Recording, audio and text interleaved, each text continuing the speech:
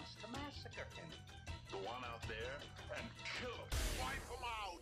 All of them. To the very last man. Violence. Brutality. Trick-or-treaters are all dead. Isn't it beautiful? Take a walk in the cemetery. Get eaten up by cannibals. Celebrate Halloween.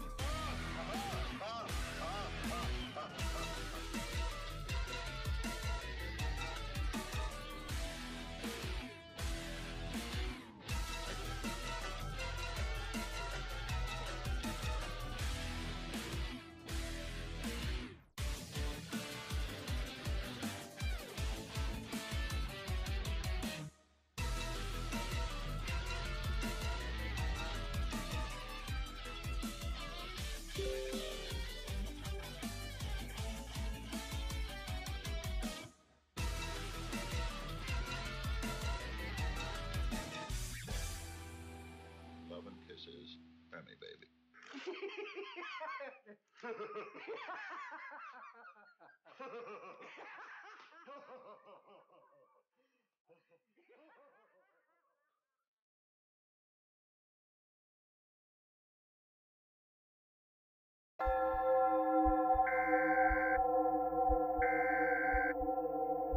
This is the emergency broadcast system.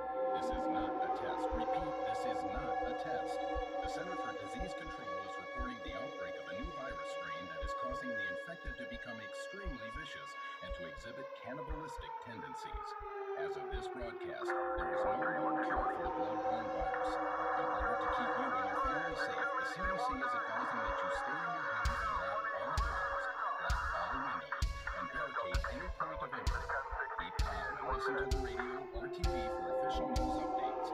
Again, stay indoors and maintain protective measures until notified by the media or public safety. Stay tuned for further instructions.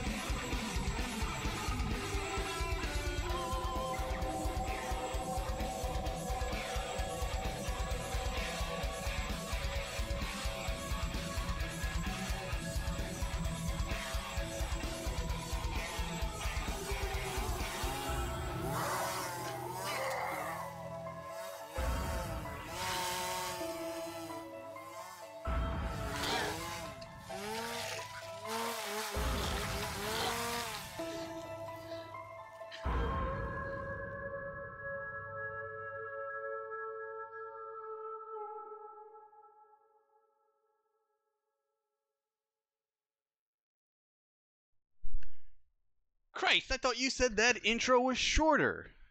Damn. Yeah, you played the original one, which is a little odd, but Oh, hey, I thought I did by accident when I realized how long it was going. All right, you know, my fuck up.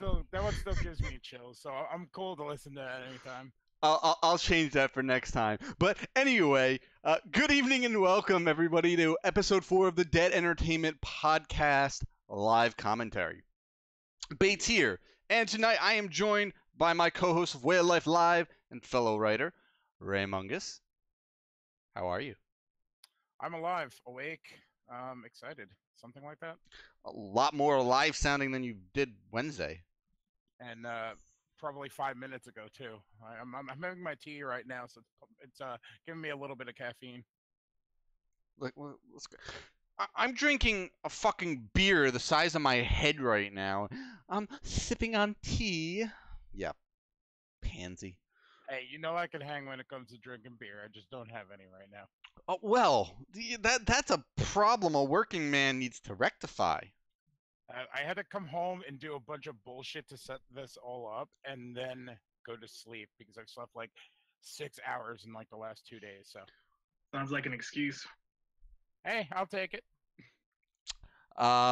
The third voice you just heard is Dead Entertainment's senior contributor, LB Lebumsky. Thank you for joining us. How are you tonight? I'm doing pretty good, guys. Thanks for having me. Check out this movie, man. Thanks for having you. Like you're not part of the website and constantly, it's not like we all don't talk amongst ourselves on a daily basis. Thanks for having me. I'm just trying to sound professional. We're Well, not it's fucking working. professional here. No, there's none of that. Don't start spreading lies about us.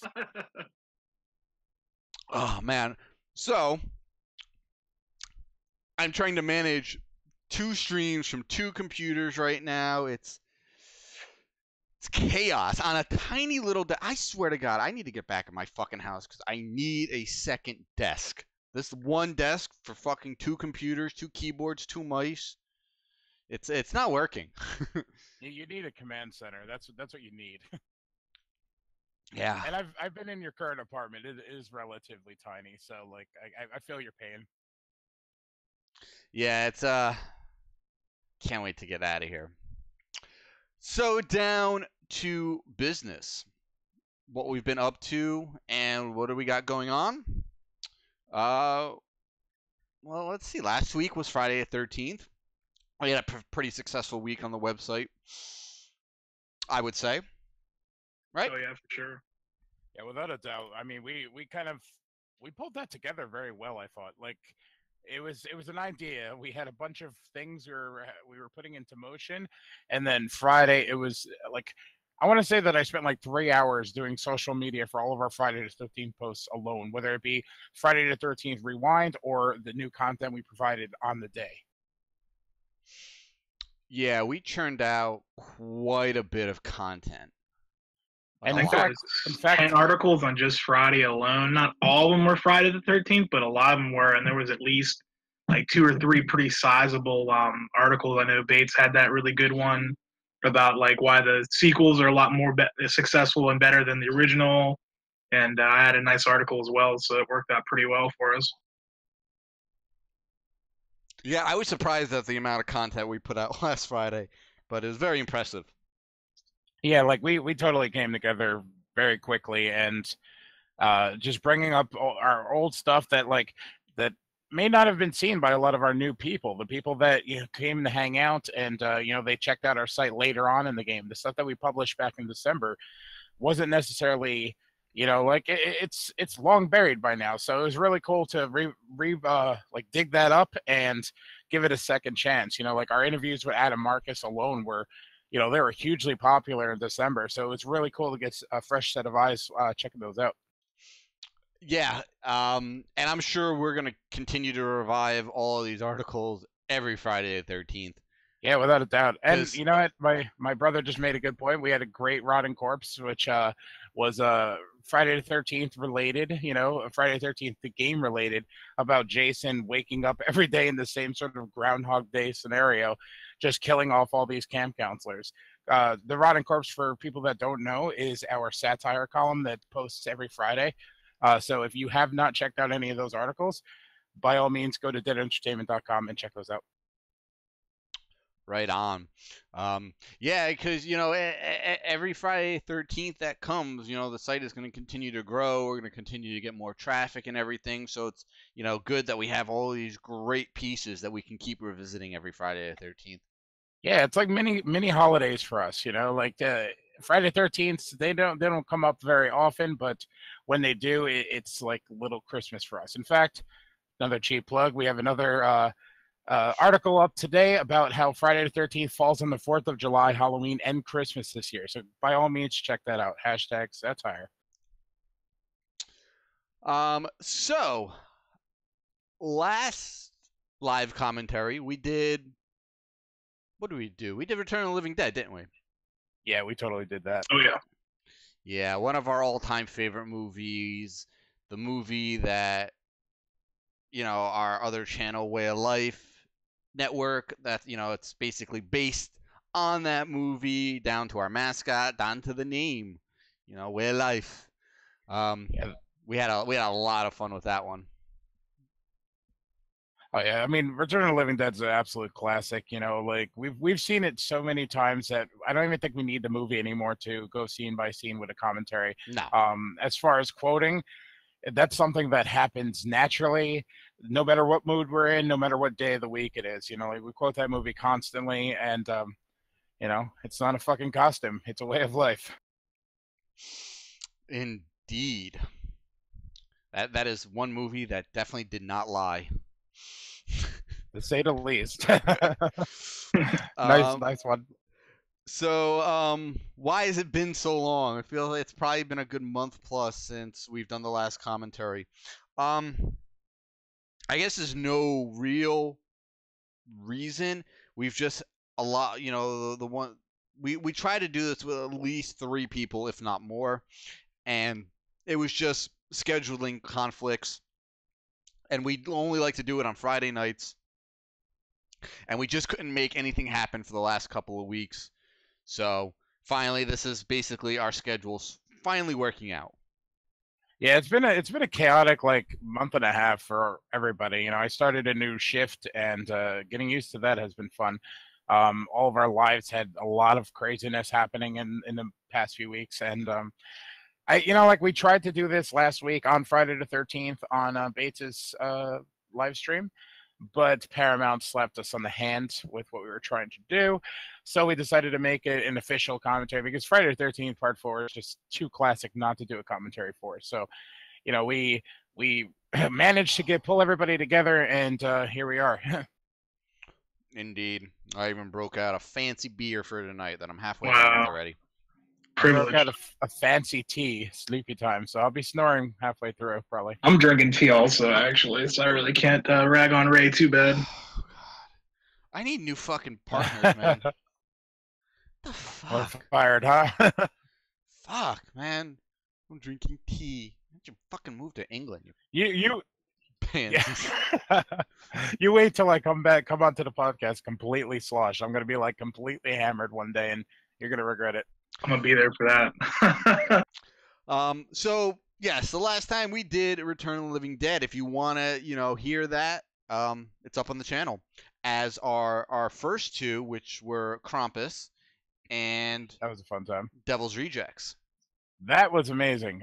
Revisiting Devil's Rejects after what, a decade, and on the hinge of the rumors at the time of Rob Zombie doing a sequel, which is now wrapped filming, for what I read. Yes, it has. So yeah, that if you don't know, we're getting a Devil's Rejects 2, and it's called 3 from Hell. Everybody's back along with a lot of other people. There's so many unanswered questions, but go listen to our other podcasts to find out like our theories of how that's happening. But yeah, the fan commentary was a really good time. Yeah, it's I don't know. It just seems that with each one we do, we're just gelling better, and well, me and you gel as much as 2 human beings can gel. Gelling like Magellan. No, Exactly. no, or something. no, not at all. Not See, at all. Albie's new. We're that's why he's thankful for being on the podcast for us. Gonna have to whip his ass in the Yeah, shit. give me some time, and then I'll be a bitter asshole like you guys. And Well, I mean, we're from Jersey, so that's like ingrained into our DNA. Yeah, you as can't it is. learn that. It's if you're not born bitter, it don't work. Sorry. So, let's get down to business. The film we are watching tonight, in case you all still don't know, it's in the title. It's on the screen. It's Friday assuming the people know how to 13th. read. Yeah, it's Friday the 13th, Part 4, the final chapter, from 1984, if I'm not mistaken. Good year. Good year. Wonderful movie. It's my favorite in the series. Also includes my favorite Jason actor, who is not credited in the film, Mr. Ted White, who I finally met and got him to sign my mask. He is not credited in this film. Just a little fun film fact. He was pretty much ashamed of this film after he filmed it. So if you're looking through the credits as the movie is playing, before and after, you will not see anybody credited to Jason. Just a fun fact. That's interesting. I actually didn't know that. Mm-hmm. I knew that he was ashamed of it, but I didn't know that he was written off the credits or he had himself taken off or whatnot. Yeah, he had a lot of issues with the way that they filmed it, and then we'll get into it later. But some of the particular scenes, the way they were treating the actors, he actually stepped in and threatened to quit the movie because he just didn't appreciate the way people were being treated. Interesting. Yeah, there was one scene with one of the female actresses who was freezing in the lake, and he said if they didn't get her out and warm her up, that he was leaving. Okay, So- yeah, I vaguely remember that now. Like, I think I've seen it on one of the Jason panels that I've been to. So I need to just remind everybody that we will not be streaming the movie. Anybody who is as we talked about before, anybody who saw my stream last night knows that Paramount, I guess, still sort of likes this movie and won't let you stream it. Not that we stream any movies we do on these live commentaries. If basically we hope that you have the movie. If not, we hope that you found it by other means.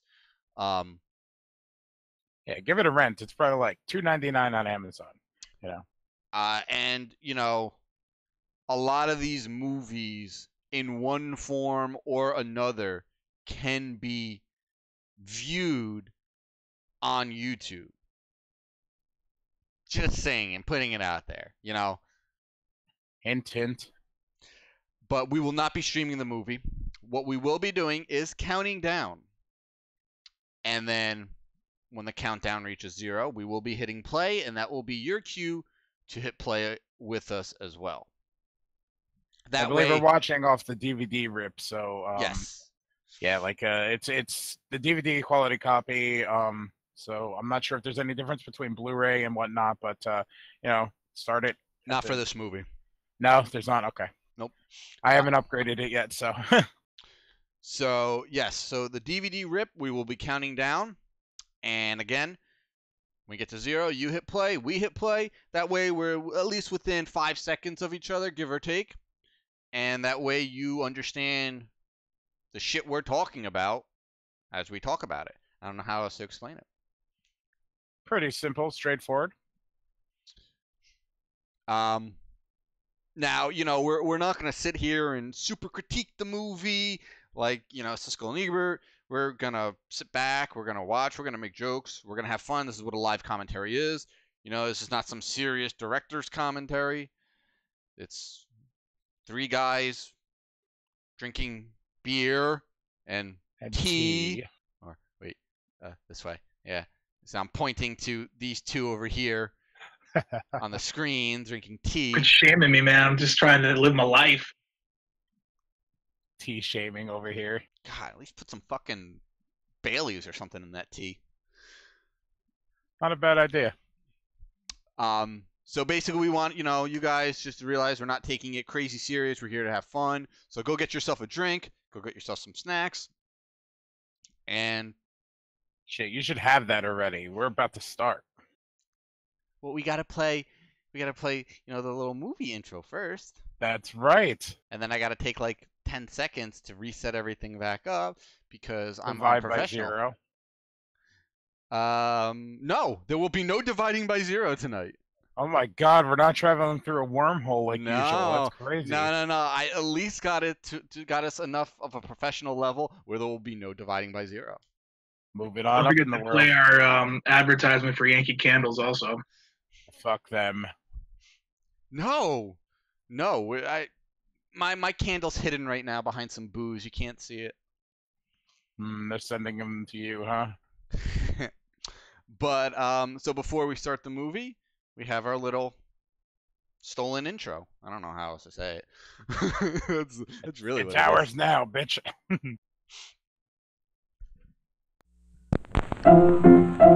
Let's all go to the lobby. Let's all go to the lobby. Let's all go to the lobby to get ourselves a treat. Delicious things to eat. The popcorn can't be beat. The sparkling drinks are just dandy. The chocolate bars and the candy. So let's all go to the lobby to get ourselves a treat. Let's all go to the lobby to get ourselves a treat.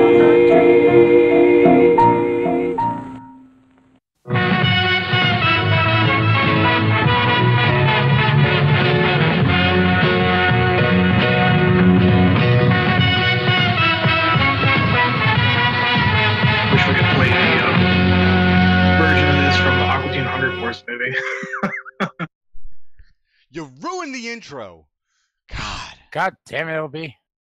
That's why we can't have nice things. For once, it wasn't me. Yeah, really.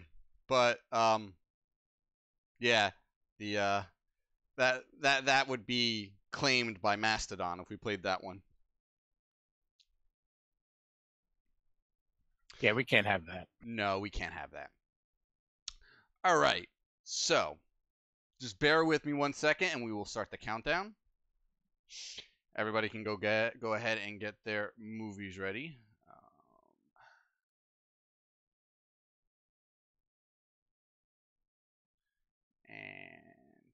Oh shit. Okay. And just gotta load my subtitle file because I don't have my sound up very high. Beautiful. Alright, I'm gonna give everybody another couple seconds to get their shit together. I'm all good on my end. Beautiful. Got a million people over here in chat. Well, our personal chat fucking saying shit. Lebomsky, you ready? Yep. Okay. All right, guys. So we are getting ready to start. Counting down. 5, 4, 3, 2, 1, play.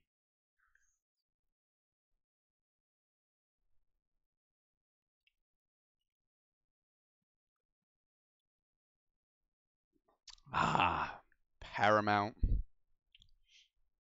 Fuckers. Feels good, man. Fuckers.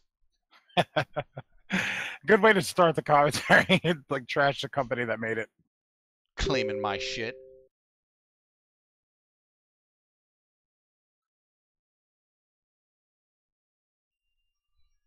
Wait, are we watching the wrong movie?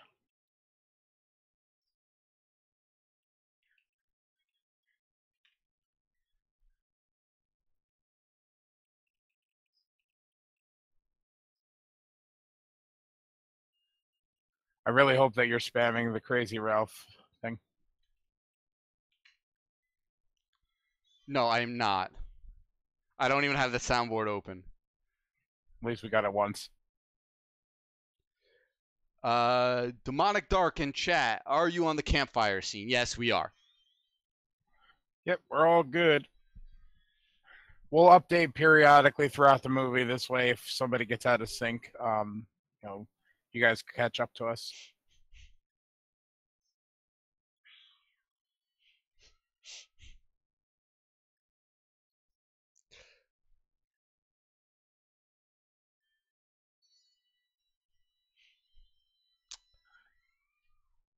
Still one of the best kills in the movie right here.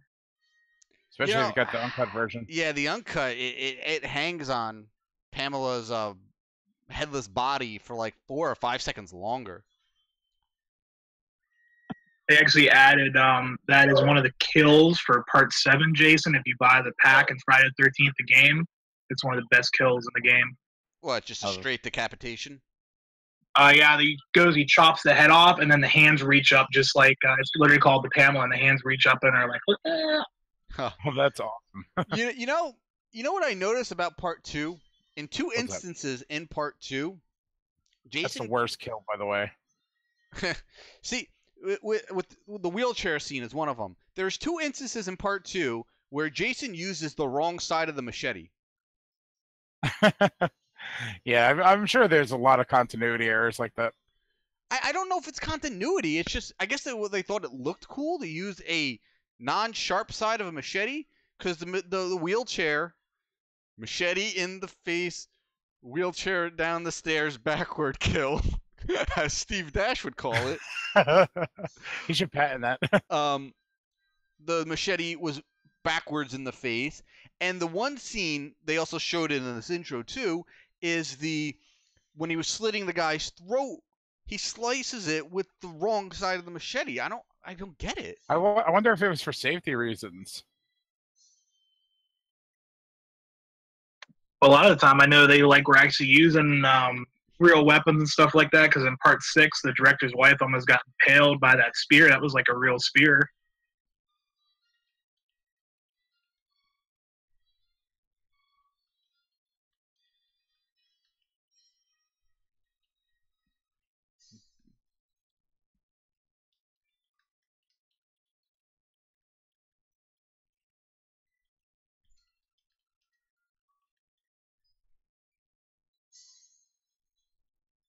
One thing I don't like about these older movies, you know, the credits that are all up front, you know, black screen, white text, and just takes like forever. Yeah. It's so funny now when you watch old movies and you're like, oh, that's right, they did all these credits in the beginning of the movie. You watch a movie now, none of this shit anymore. Or it's over really cool graphics that distract you. Yeah.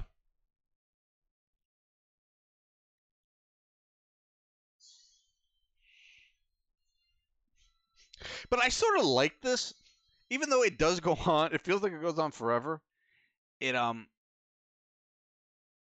don't know. It's so simple, and the music is so good.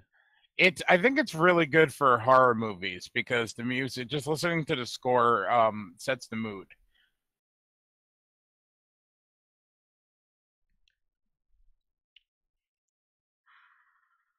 Demonic Dark. It's showing the cast of the movie.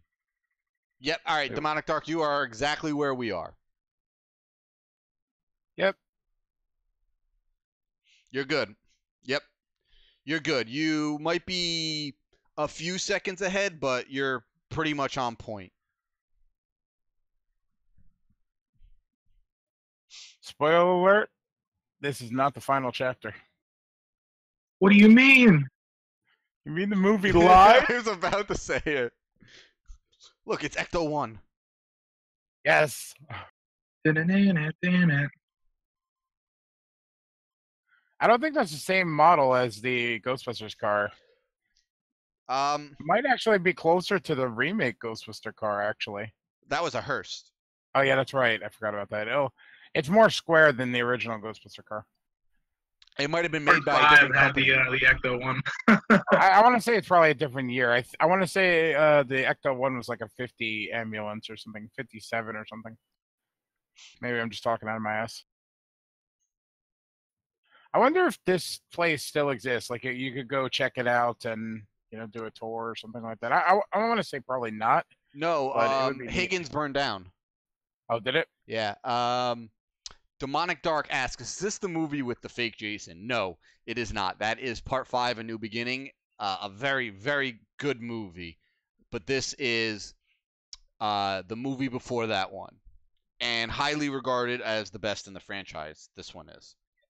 Yeah, easily. I'm a huge fan of Part 5, but Part 4 is probably up there. I'm easily in my top 3. Top 3 for me, but not my favorite.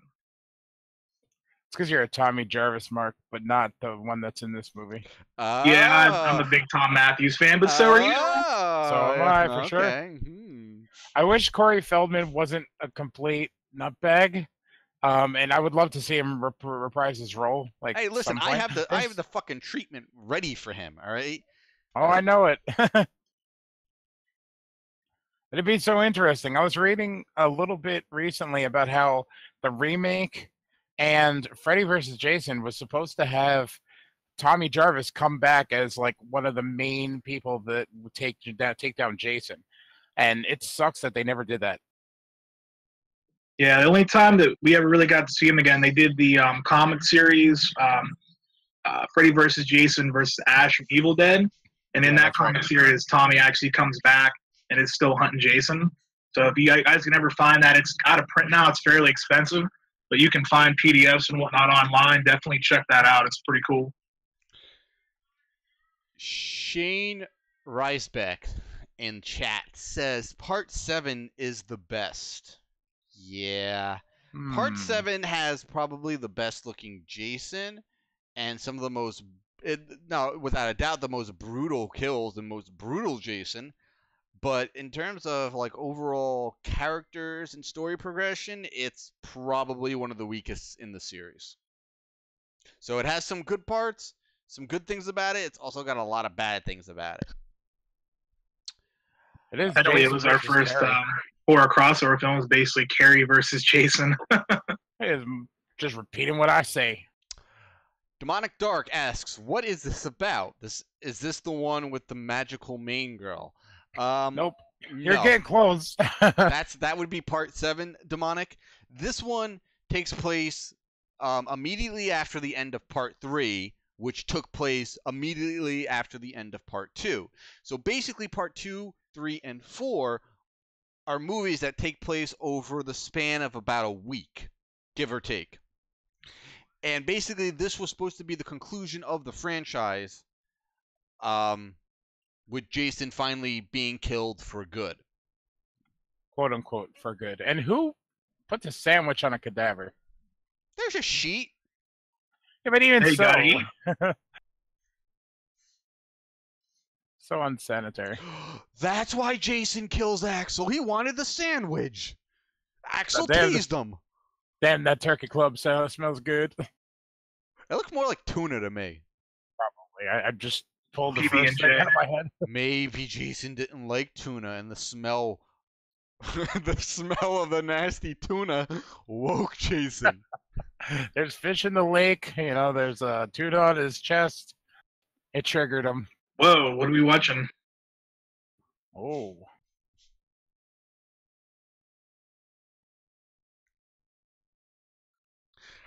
You know, I've seen this movie a million times, and this is the first time I'm watching it with subtitles. And I heard her, and I saw her that she says, "Axel, I'm not going to fake any more orgasms for you."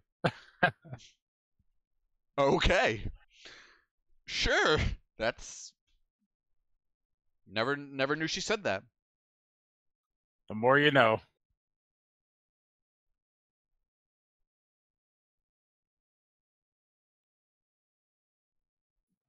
'80s workout videos are so weird. Yeah. I think they used this workout video in a scene in, I don't know if it was Grumpy Old Men. No, I think it was Grumpy Old Men. Where Walter Matthau's character happens to find it on the television and starts watching it.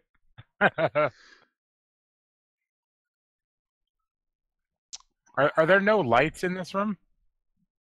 Trying to set the mood. Yeah, man, exactly. A little romantic ambiance. No, but like she seems extremely reluctant to this whole situation, so I would imagine she would, just come in, turn the lights on. And what kind of ambiance are you looking for? There's a dead person right behind Nothing them. says I love you like having sex on a gurney next to a cadaver, apparently. Apparently. Cadaver lover. Did you see that font that's on the TV? That's a Crystal Lake Massacre. It was like so edgy, like early 2000s edgy website fonts. Yeah, that would have been like a teaser poster for a slasher movie Yes. in like the 90s. Exactly. Shit, this movie was ahead of its time. Ari, how are you doing? I haven't seen you in forever. Thank you for stopping by. Nice. Hello, Ari.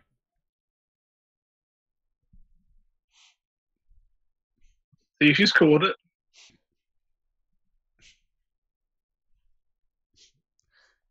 Back to you, Bill. Just twerking. They are twerking. They're twerking before twerking. Like, they're twerking 30 plus years before twerking was a thing. Yeah, pretty much. Miley saw Cyrus research. secretly a horror fan. We are doing quite fine, Ari.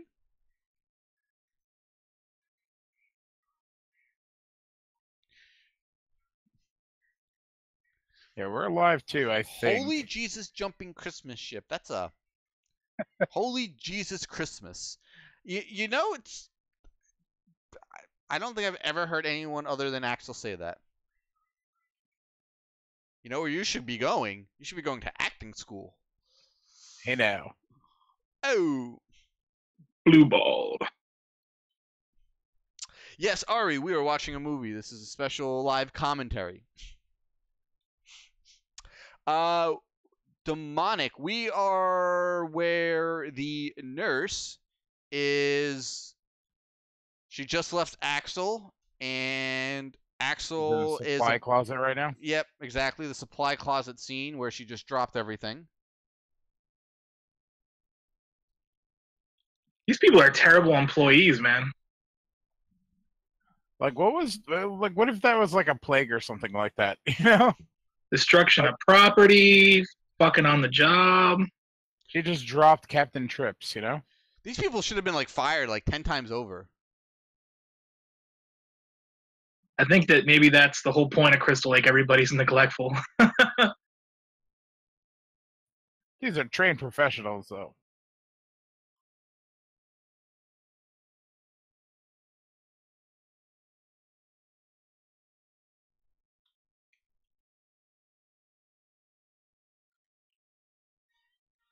Oh shit. That's a rough way to go. That is Yeah, like like- pure. That is pure pain. And then insult to injury, like the whole twisted head. I like how he cuts it just enough to like loosen the muscles and just. Yeah, Dark. You are just a few seconds ahead. If you want to pause it for like 5 seconds, maybe nurses- 7 seconds, and then hit play, you'll be exactly where we are. And Ari, I just dropped you a link. That is pretty much where we are if you want to start watching.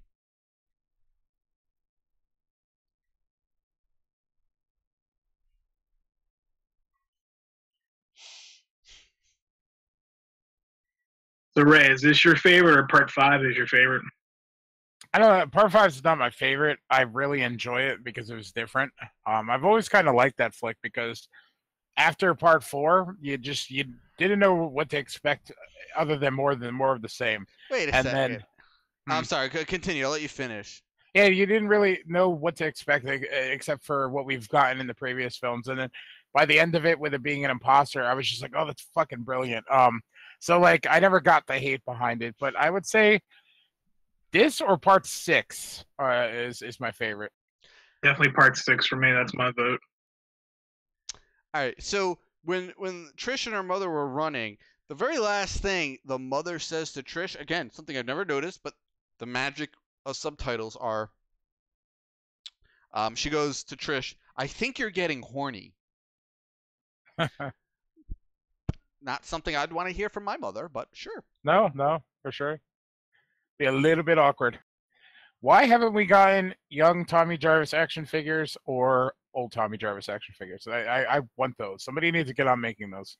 Yeah, NECA, if you're listening, please continue your line of Friday the 13th with some Counselor action figures, starting with Tommy seriously. Jarvis. They're killing it on the Friday the 13th front with all these accessory packs and things like that. And the figures itself are incredible. So give us some side characters. Give us the machete wheelchair guy. I would love to have him on my shelf. So Demonic Dark, I'm at where we see the campers. Yes, we're at the car scene as well with Ted and Crispin Glover. What's the worst Friday the 13th movie to you? For me, I could say right now it's Jason Takes Manhattan. I think they need to remake that. Yes. They need to remake it and actually put him in Manhattan because that is just a playground for him. Imagine everything that could have been done in 1980s Manhattan instead of, where was it filmed? Toronto or something? Canada. It was Canada. Somewhere in Vancouver, I think. Vancouver? Okay, somewhere up there.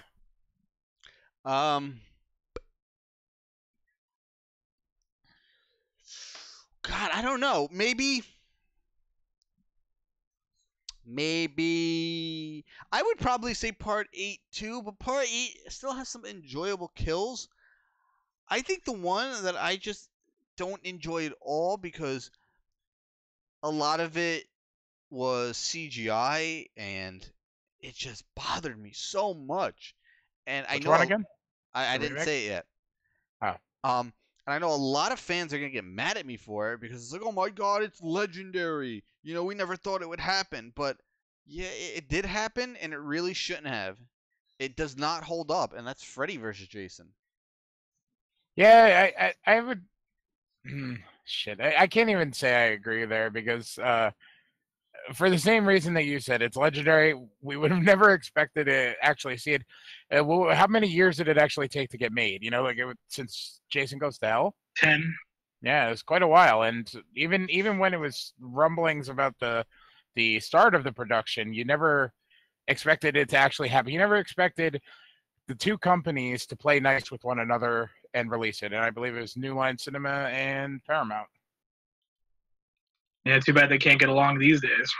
Yeah, seriously, like Freddy versus Jason versus Ash would have been incredible. And now that Ash versus Evil Dead is canceled, which fuck Stars for doing. Yeah, fuck Stars. Let's get old Bruce out there to kill some of these movie monsters. And throw Tommy Jarvis in just for good measure too. Why not? Oh, yeah, Comic storyline. Tom's not doing anything these days.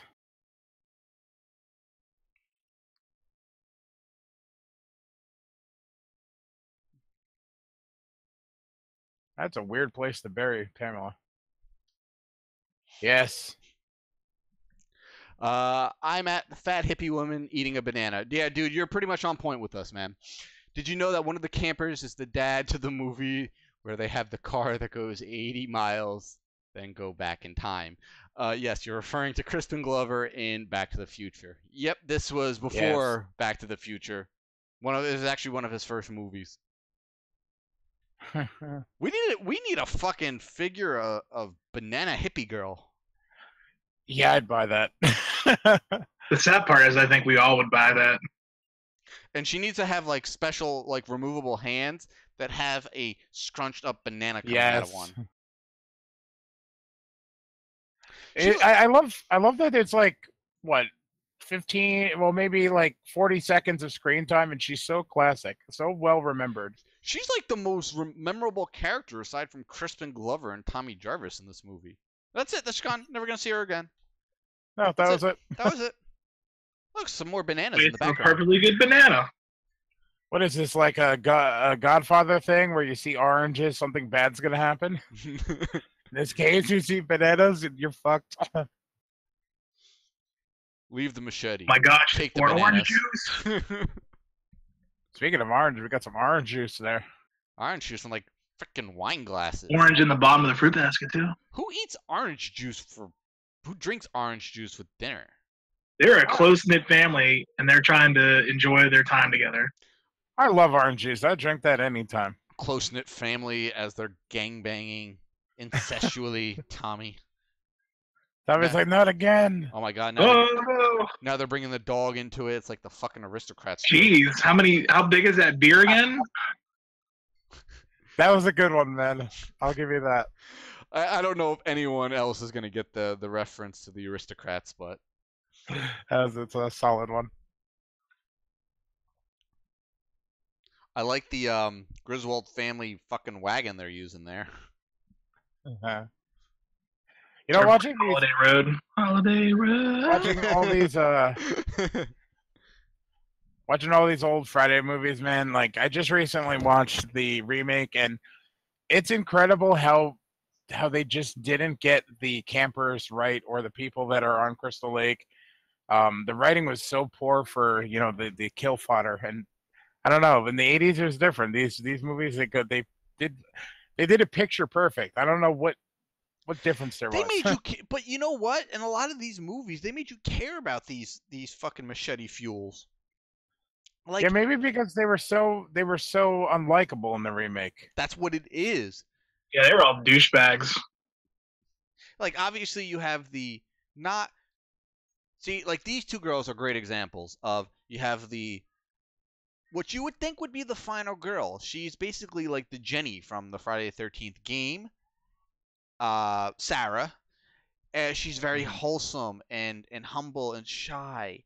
And then you have the whore, but she's like, it's really weird. She's like a really sweet, nice whore, but she's a whore. It's like the whore next door.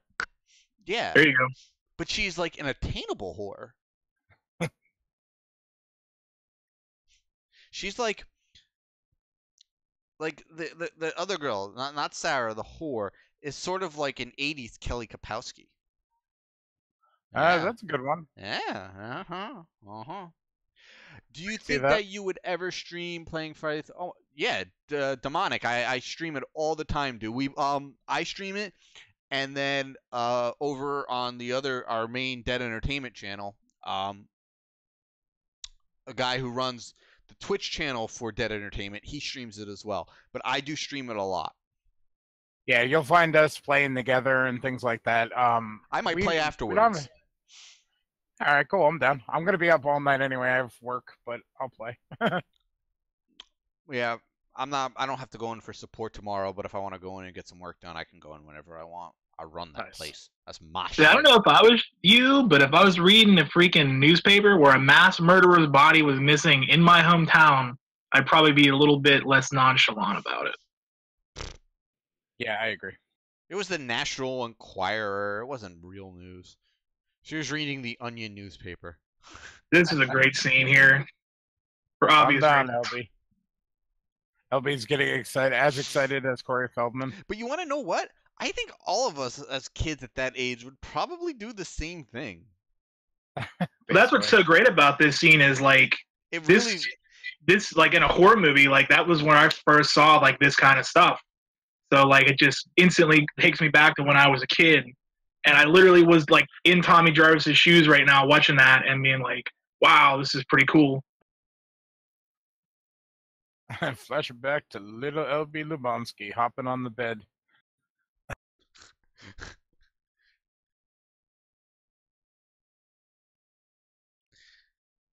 Mommy comes in and ruins boner time.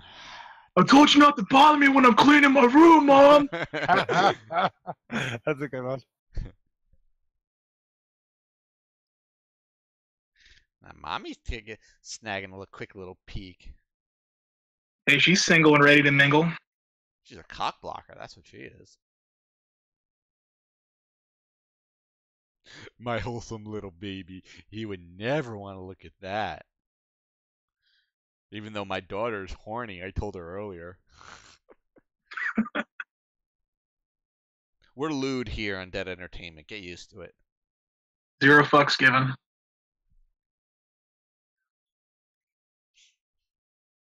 There's that booty from Friday the 13th, the game, man. No, that would actually be another character named Tina from Part 2.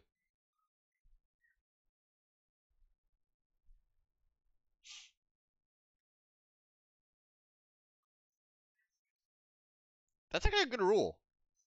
Yeah, I agree. If you're gonna get rejected by someone. No, I get that. I like it. But dude, let me tell you, sometimes persistence fucking pays off. What year did Back to the Future come out? I don't know. 88. Because Kristen Glover was the original Marty McFly, so I'm thinking that's right around the same time, actually. Not Marty McFly. Marty McFly was Michael J. Fox. No, Kristen Glover was originally hired to be Marty McFly, No, and they he started wasn't. filming Eric shit. Holtz was. You're right. I fucked up. Yeah, go to the fucking corner now. Sorry, Rob, Motherfucker. anything outside of the realm of horror is not my area of expertise these days. Then zip the fucking lips about it. Quiet your pie hole. Yes, Eric Holtz. Shame. Who I believe they filmed like half the movie before they recasted him, was Marty McFly. That's crazy to me. Like filming an entire movie and then just having to go back to basics.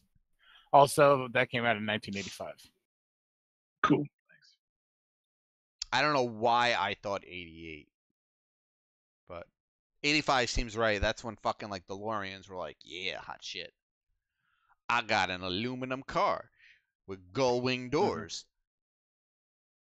Everything else in it is shit, but it's aluminum with gull wing doors. Yeah, baby. See, this is like the perfect final girl. So sweet, wholesome, very cute for an 80s girl. And she dies. That swing just seems so underwhelming. Yeah, she got like no air at all. She just like Immediately made contact with the water and just hit a brick wall. It doesn't look like it's very warm. Probably not.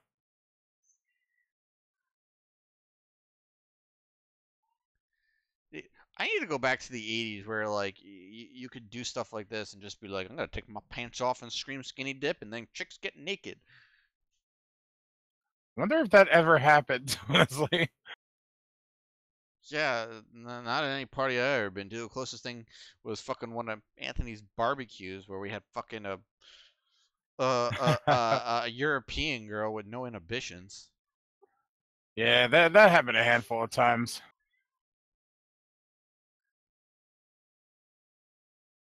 Tommy just immediately runs for the water. Oh my god!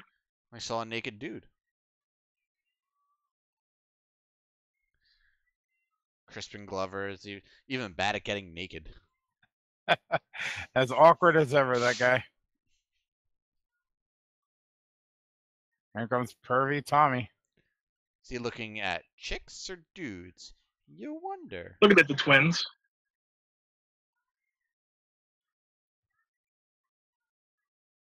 Well, that's easily solved. Just take your clothes off. You prude.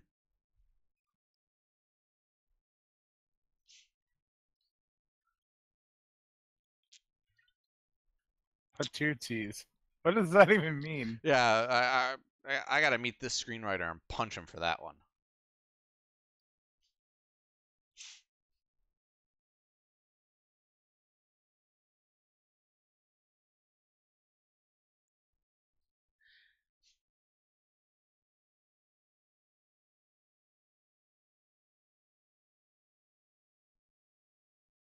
I like just how I love how when cars die in movies like this.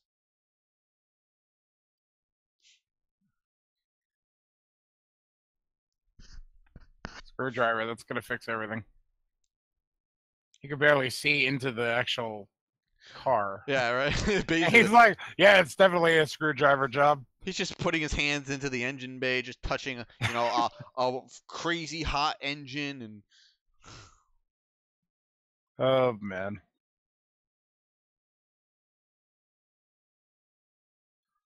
Dude, you're sitting there on a road, like it's broad daylight. What are you getting scared over? and you got a dog. You got Gordon. You got the Hey, real Gordon. dog. Gordon's not gonna let anything happen. Yeah, right. Gordon's a little bitch. He's the one who jumps out the window. He's like, is he a bitch or is he smart? He's like, fuck this, I'm out.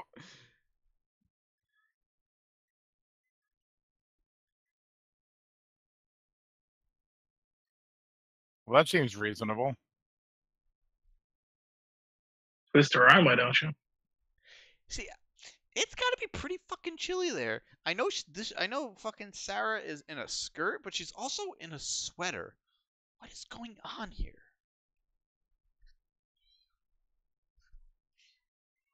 She's only been under there for like 15 seconds. I don't think she's gonna die. It would be interesting if she just popped up, started floating, like bobbing up and down. It's like, talk about dedication to what you just said.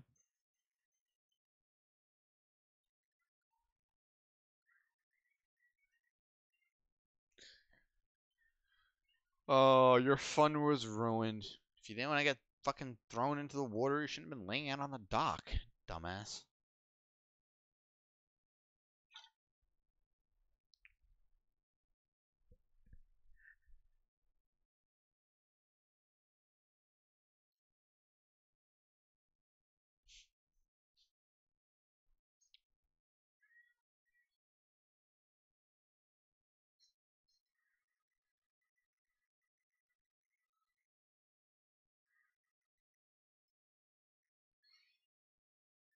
He's a bad mechanic.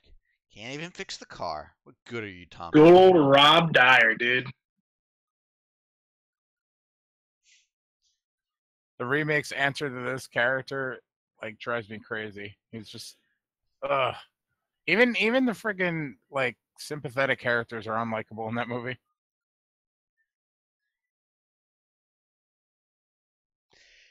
Yeah, I wasn't a big fan of their replacement for Rob and his sister, who his sister was Sandra in part 2. I really wish that they would make this character playable in Friday the 13th game, because he's like the guy that gets killed at the beginning of every single match, like as he walks up to the campsite. And then you find his And like body. you find his body like in the bathtub or like smashed up against the wall in the food pantry later. Yeah, I think that would be cool.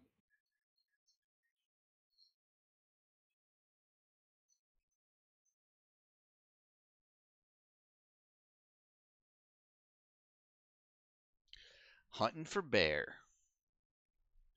It's not bear season though. I want to see a team up movie. Rob Dyer and Creighton Duke hunting Jason down. Well, it's kind of sad, you know. Too bad they're both dead. One gets hacked to death with a garden hoe, and the other one gets fucking bear hugged to death. Yep. But one goes out like a boss, and the other goes out like a bitch. He's killing me. Yeah, that would be the bitch. Creighton Duke goes out like a boss, fucking handcuffs himself to Jason. Remember me? That's so awkward. They just meet him. I got something really neat to show you in my bedroom. Calm down, Tommy. Seriously. Who's this strange man that my son's leading up to his bedroom alone? I mean, like, this is really explaining a lot of, like, adult Corey Feldman for me. You know, fucking, it's, yeah. You know, when you watch this film 10, 15, 20 years ago, it's like you really don't look at it that way, but now it's like, whoa. Welcome to 2018. He's a little too anxious to get this older man up to his bedroom, where he keeps all kinds of prosthetics and rubber masks. Dude. And then this rubber tentacle that sort of looks... Oh, well, God, it doesn't just keeps sort- getting worse. It doesn't sort of look, it's, you know, very phallus-like. That was the first Tremor prosthetic.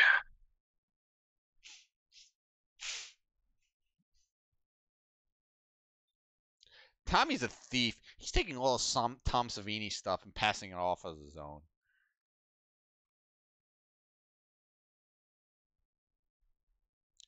Dude, if a fucking 12-year-old kid could make shit that good, you think he'd be living out in East Bumblefuck nowhere by a lake? All right. Trivia question for Yeah. everybody. What song is really playing in this scene? I could theoretically dig that up, but I don't feel like it. LB? Do you know? Don't look it Is up. Is it Sabbath or something? Nope. No? Nope. And LB hasn't answered, so he's looking it up. So No, I'm not looking it up. You tell me, though. It's Look at that actually dancing. AC/DC Back in Black. Gotcha. So I'm gonna sync this up to Crispin's dancing. Like I have to see if he's hitting any beat at all. Just imagine that you dance like that, and then at the end of the night, you still get laid. That's how you know it's a movie. Pretty much.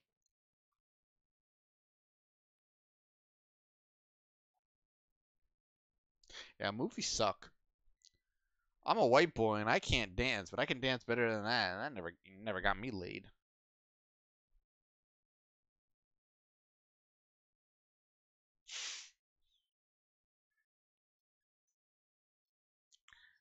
Oh.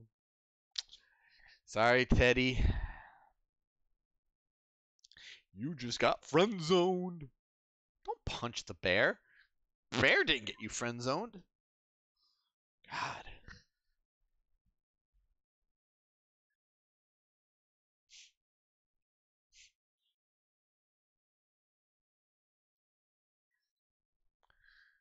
Great writing. Yeah, well, you got a guy in a goofy little trucker hat and fucking thigh-high hot pants. And a polo. Yeah, but we know somebody who wears a polo every day of his fucking life. God. God, all right, That's no, true. I get it now. Wears a polo fucking too small for him, too. Big old hairy belly hanging out. God, I hope he's watching right now. Because he knows I I'm talking about. linked it to him earlier. Oh, He I hasn't- saw. I don't know if he's read it.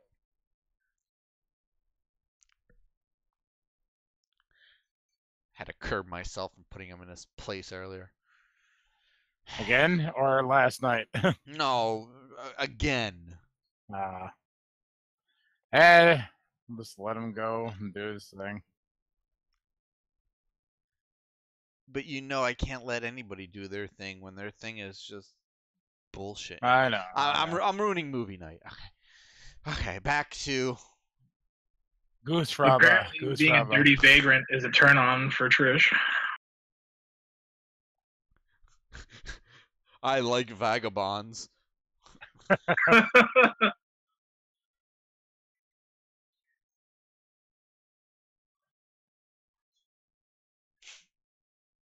Do what you do. You dry up fucking vag.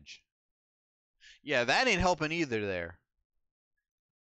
Demonic Dark, we are just about 38 minutes, 45 seconds into the movie.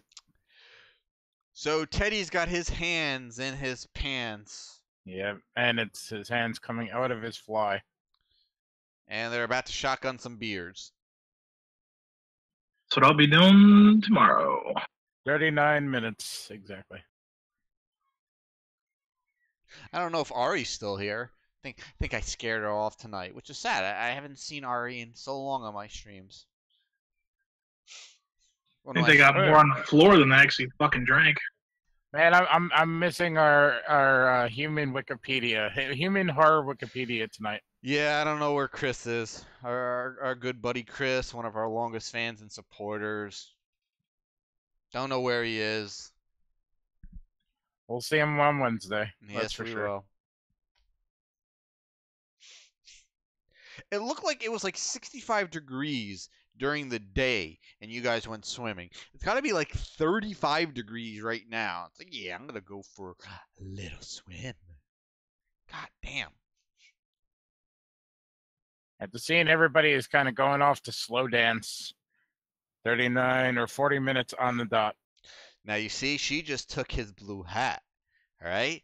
Now, I want you guys to remember that. She has the blue hat. We're going to get back to that in a second.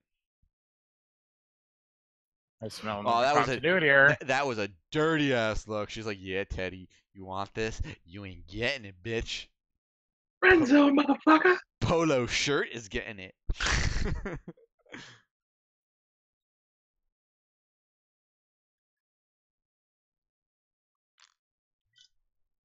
Don't kill him because he's better looking than you and he can score one of the twins. God damn, you know how many times that happened to me? I'm not a good looking dude. I went to plenty of parties with way better looking dudes who got the chicks. Yeah, Teddy's talking to whatever his name is as they sit on the stairs. The dude sits on the stairs. Demonic, you're on point, my buddy. My buddy. My buddy. Fucking demonic little dolls. Look, it does not look warm at all. Not at all.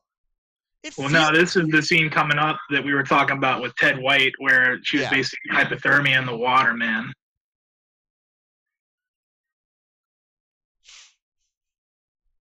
No, Paul picked the twin. You're pretty fucked.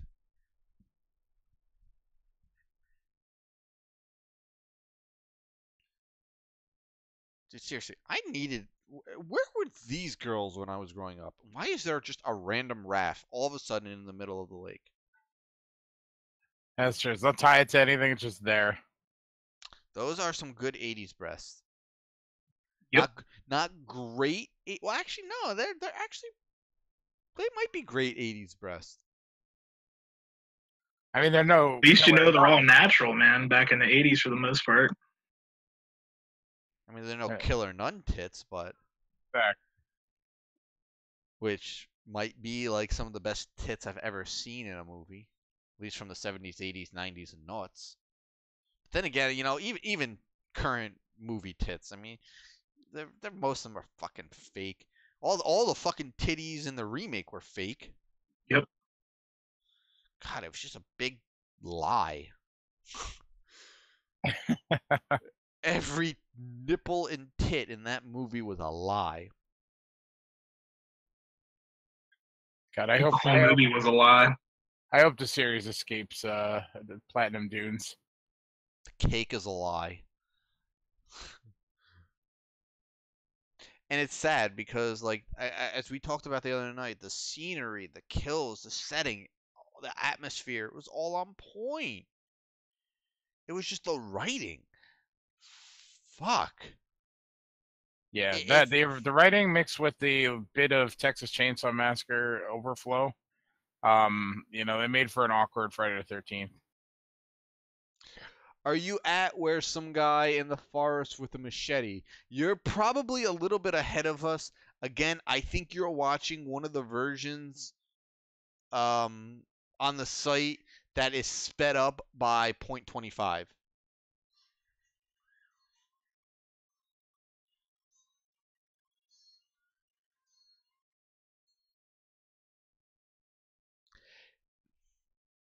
I would pause for a second, and as I said, turn down your video speed by 0.25, and you'll stay on point with us.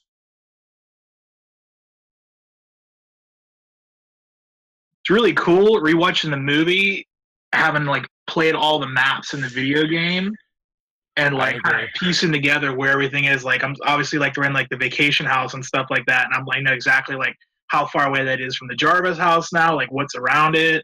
Like pretty interesting.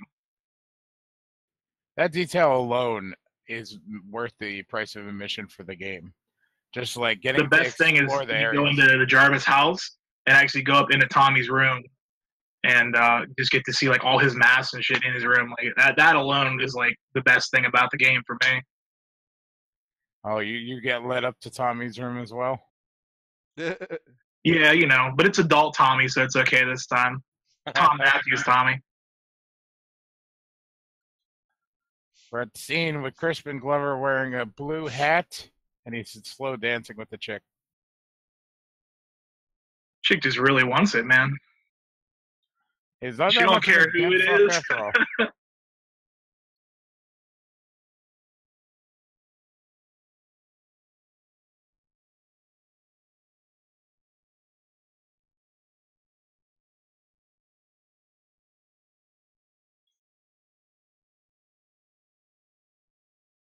On a side note, that was a really long time between kills, between the banana chick and the chick on the raft. That was like a solid, like probably 20 minutes, I think, between kills. Yeah, probably.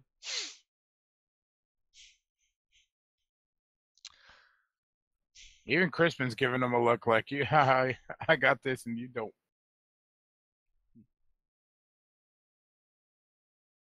Stare at you longingly and creepily.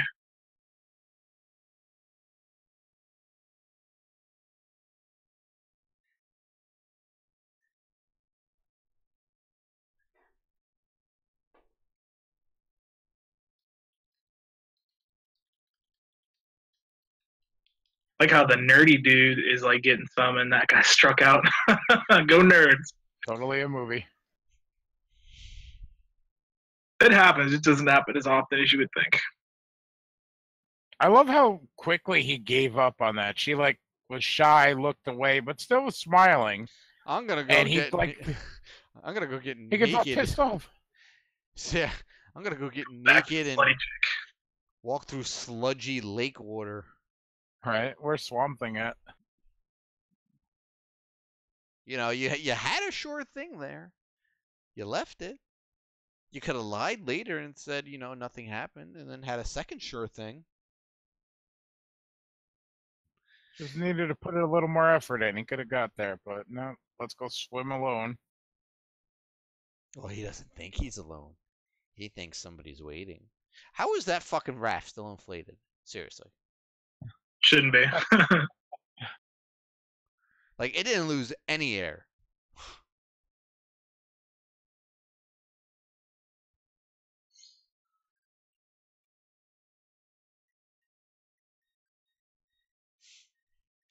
All right, so he's swimming pretty fast back to shore. He's swimming. He like very quickly realized that she was dead. He didn't even like have to like check to see. He just popped up. Oh my God, she's dead. Like, ooh. And then a harpoon gun. Where did he get a harpoon gun?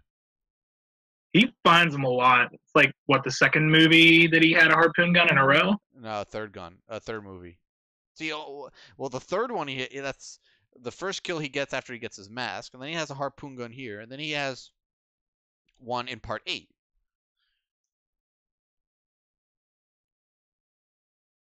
I mean, he does spend a lot of time in the water. Maybe he's an expert diver. I don't really know. You for scuba? Yes, I am for scuba.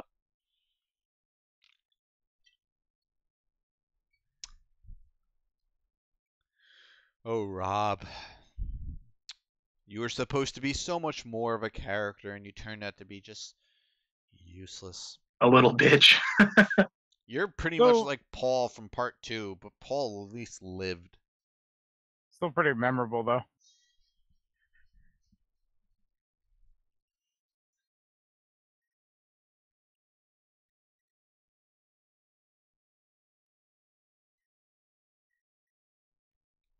I don't get it. Like, did he see Jason leaving?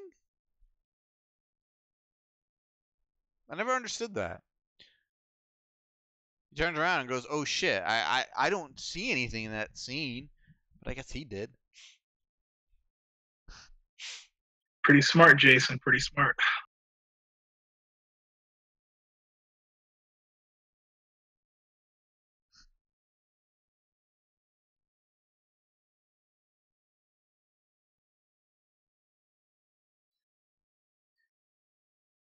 This is a neat room.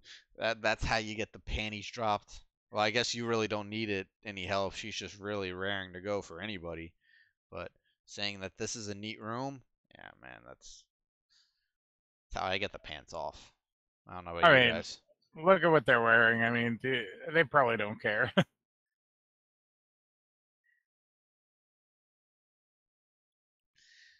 I mean, she's wearing, pink pants and a nice little button-down shirt with no bra. My kind of girl. No complaints. I love this guy's story. Like how sad this is.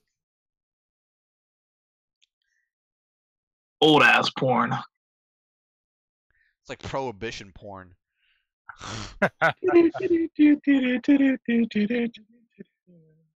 Oh, the other twin is not impressed. Teddy, you were starting to win her back a little bit. You were.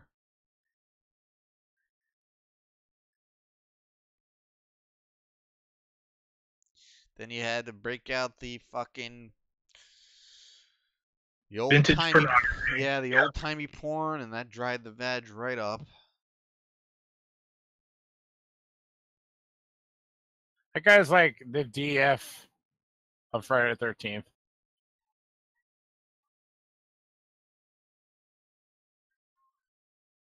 You know what I'm referring to, right? I didn't hear what you said. He's the DF of Friday the 13th. Dawkins. Good. When I thought you said DF. I'm like, dead fuck. Well, yeah. Well, so yeah, that would be fitting too.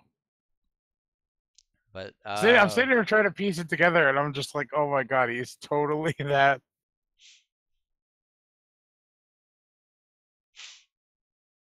See, she should have at least stayed. Could have gotten laid before she died. Instead, she fucking goes out into the rain, getting her stupid bike that is not gonna work very well in the muddy ground, and gonna die anyway. Isn't the whole point of horror movies people making poor decisions? And I think she gets a shitty shadow kill too. Yeah, she does.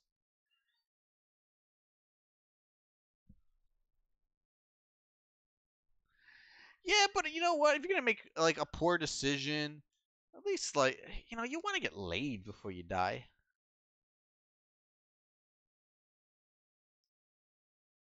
Stick around. I see what you did there.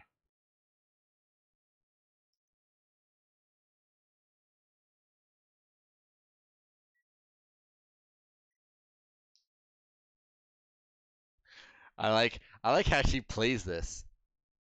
I'm going upstairs. Oh, you tired? No. Do you want to? Do you mind sleeping in the bottom bunk? Oh, you want the top bunk? No. All right, bitch. Why don't you just say you want to fuck? Don't try to She's be all. being bashful and cute and adorable. Fuck All that. right. Don't be cute. I want fucking dirty. There's something to be said for dirty women. There's something to be said for cute women. Nah, I do like that kind of cute approach. I kind of dig that. Because then I like to ruin them once the cute. Well, yeah, you ends. can corrupt them once you get them in the sack. Why is she gonna strangle somebody? Why? Are you mad that you got caught out in the rain? That's your own dumbass fault for not listening to the weather report. Which is just as accurate back in 1984 as it is now.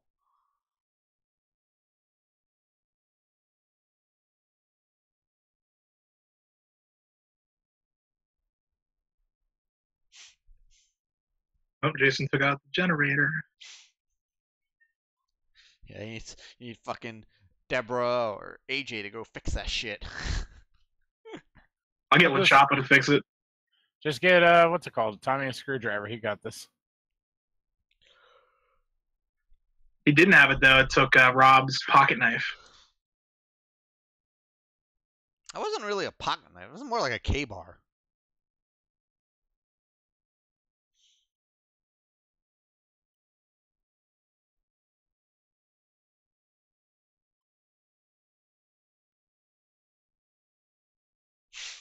You're all alone.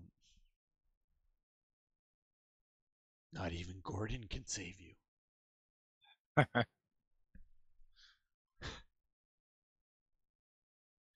There is no Gordon, only Jason. Nice. Oh, that one tickled me just right.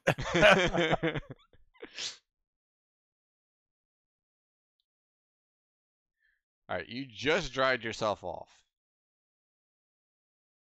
See, look how hard it's raining. Remember the last time we were talking about this on Return of the Living Dead?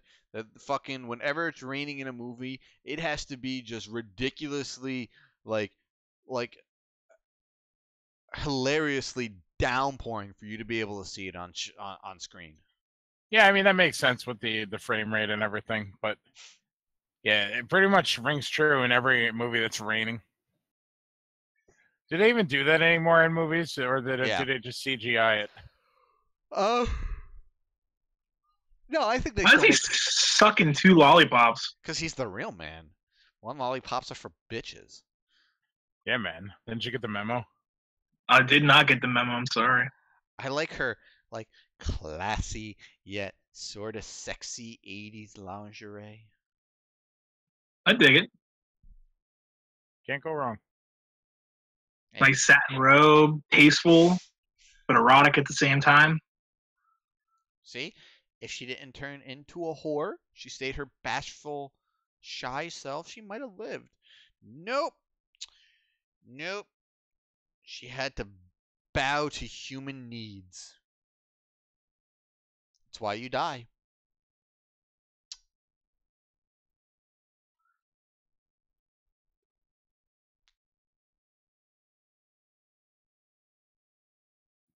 As I get older, like scenes like this that are meant to put suspense out there, I just get more impatient these days. Like I'm like, all right, up the stairs, let's go. Yeah, but it's also a movie you've seen a million times. I was gonna say, the more you see it, you know what's coming ultimately. Like, get to the good parts. Yeah, it's just a horror trope that's been done and done time and again, and it's just like, all right, we've been here before, on with it.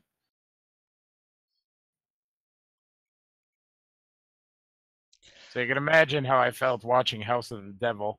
Granted, love the movie, but that movie is just like 30 minutes to walk up the stairs to investigate a strange noise. I don't know. I one of the biggest things that always bothered me about this movie is that you see the Mrs. Jarvis walk outside, and obviously she gets scared or shocked by something, and that's it. You don't see or hear or anything what happens to her. I mean, obviously she's killed. You don't get any kind of gratification. At least I don't remember you getting anything.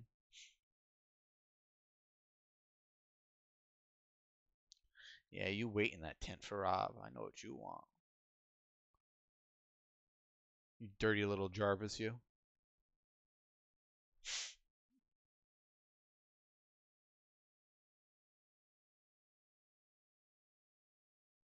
It's like an older, mature gentleman.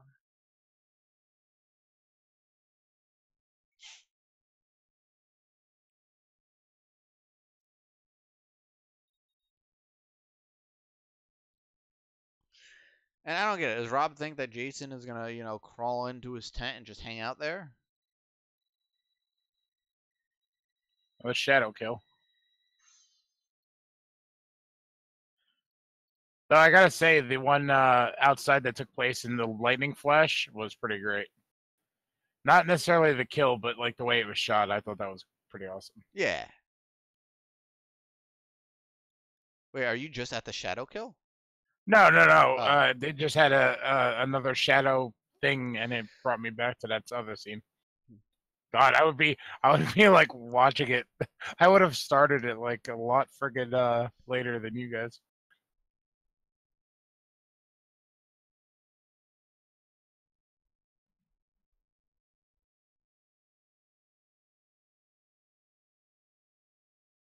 Dude looks wiped out, man.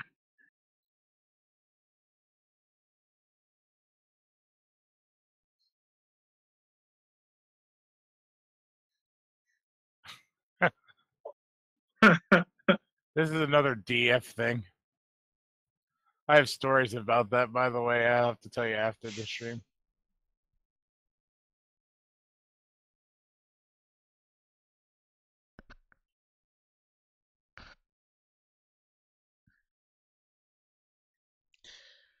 One thing Crispin Glover is not, especially in bed, is incredible.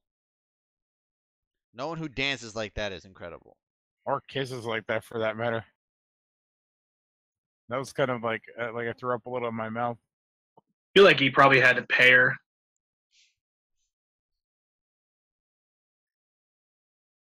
Still watching the fucking vintage porn, man. Jesus. What do you want him to do? You know, all he's got is he's got his teddy bear. That's it. Oh, look at that. Look at that sass on Crispin Glover. Ooh, burn.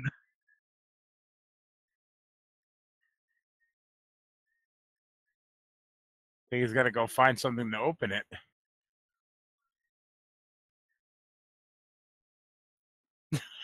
It's always nice when a girl tells you you're good in bed. You know, it's reassuring. I'll give you a big old swinging dick. Swinging past your knees. I guess if you're gonna die, you want to you want to die on top, feeling good. Dad. At least he lost his V card first. No, he wasn't a virgin. I don't think so. I don't know. I feel like maybe he was. It's right there. See? That was a solid kill. If he didn't want to go get, more liquor, he could have gotten laid again. And then died. Yeah, he could have prolonged this whole thing. Wasn't even drinking anything good. A bottle of wine. I like wine.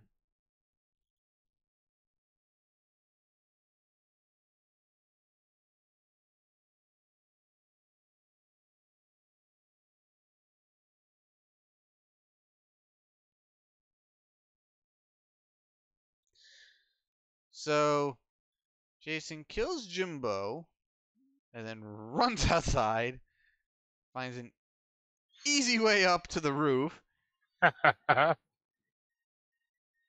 and throws her out. I love this logic. The flashbacks of Friday the 13th right now have jumped out so many fucking second story windows in that game.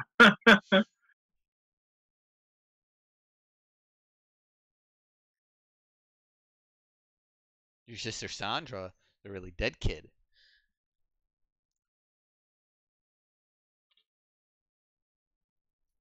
I think they could have excised this from the movie entirely. Like, it slows it down.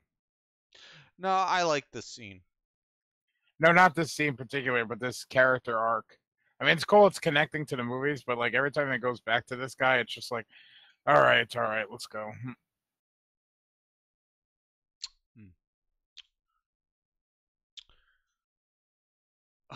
Such a good beer. Which one are you drinking? It's called Kale and Creed. It is a barrel aged in Irish whiskey casks Irish ale. Well then. I have another bottle, another 24 ounce for whenever we do our next podcast. NBA. Shit, let's do that tomorrow. I'm thirsty. All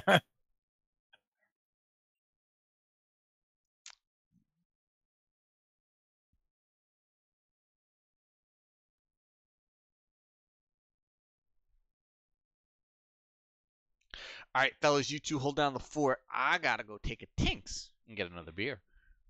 Right on, right on. Scene reminds me of Creep Show a little bit. Like I feel like he's gonna look under the stairs and just see like a crate back in there. Right, right. Yeah, it definitely has that vibe. And look at Tommy Jarvis with his "Make America Great" hat again. What's where Donald Trump got his original design, actually. Exactly. I can't believe he's still watching that vintage porn.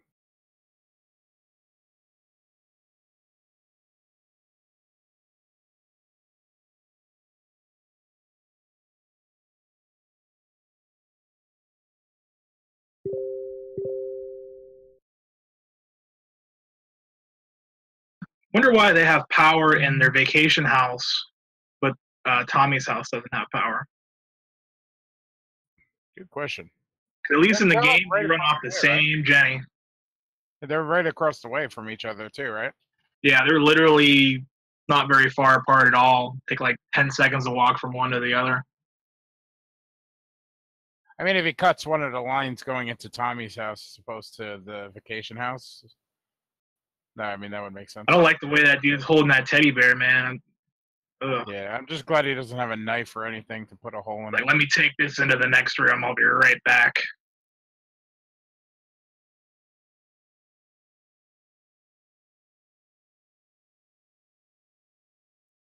This is creepy as all hell.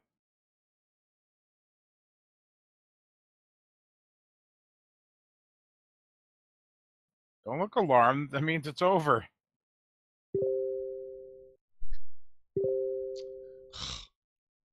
Welcome back. Fucking your brother's sending shit to the chat and making noise. Oh yeah, that's great. What he sent.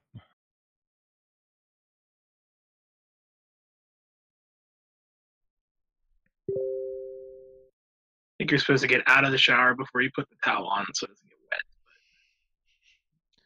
And the water's still going too. You guys are showering wrong. No wonder they all die. They're apparently not very smart about basic things. do, Chris. I do. Asshole. Ruining the stream by sending shit. God. Yeah, I got to side with Chris on this one. I have most of these chats muted, let alone sounds on them.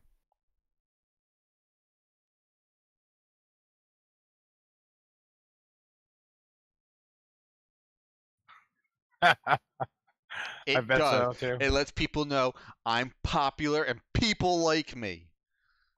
Do they? No. No. That's what I thought. No. I hope you don't have a sound notification on the gang chat because oh man, when Richie No, gets going, I muted that shit a long time ago. yeah, I do couldn't, not blame you. I couldn't deal with that shit. Oh my god, I am closing Telegram now.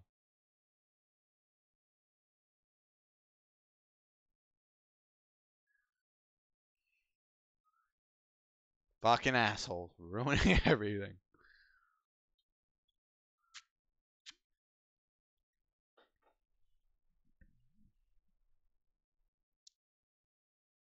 You know, when I die, I want to die clean.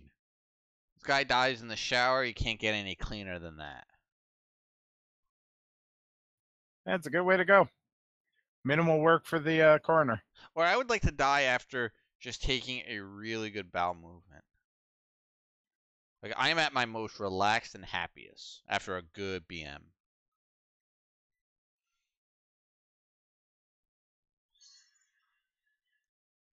Oh, Jason didn't like that.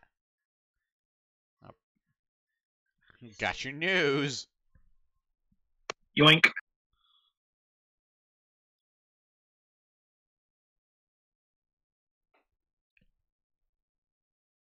Might have did a little bit of plastic surgery after that. All right. So I'm going to say it. Sarah looks like she would be a really boring fuck. She moves so slow and so just blah, and she doesn't look like she would want to get on top. You gotta teach her the way, man. I wonder what she looks like today. She is a very pretty girl.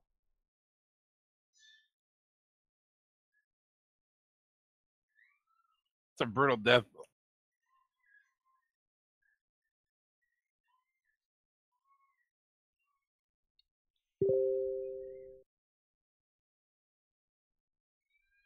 Oh my god, I fucking closed Telegram. How is it still possibly open? Assholes. Let me ask you the question. Don't you close Telegram if I gotta tell you anything? I look at my phone, which I also muted. Because the wifey woke up over in Vietnam and she was messaging me, and I answered her, and then the movie started, and now I ignore her. Man, 2 podcasts in a row, you're just like swiping her away.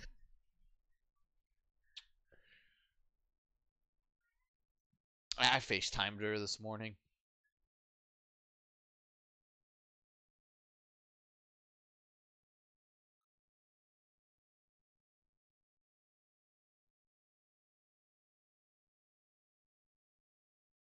I hate Bell Atlantic. Went through all that trouble of putting that phone fuse in there. God damn it. At least they were accurate that when the power went out, the phone wouldn't go out.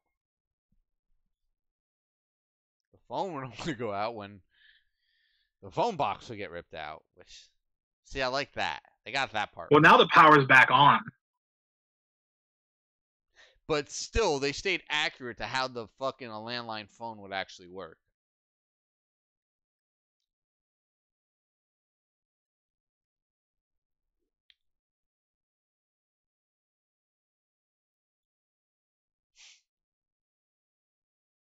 Yeah, poltergeist shit happening in that window to the left. I know. They're here.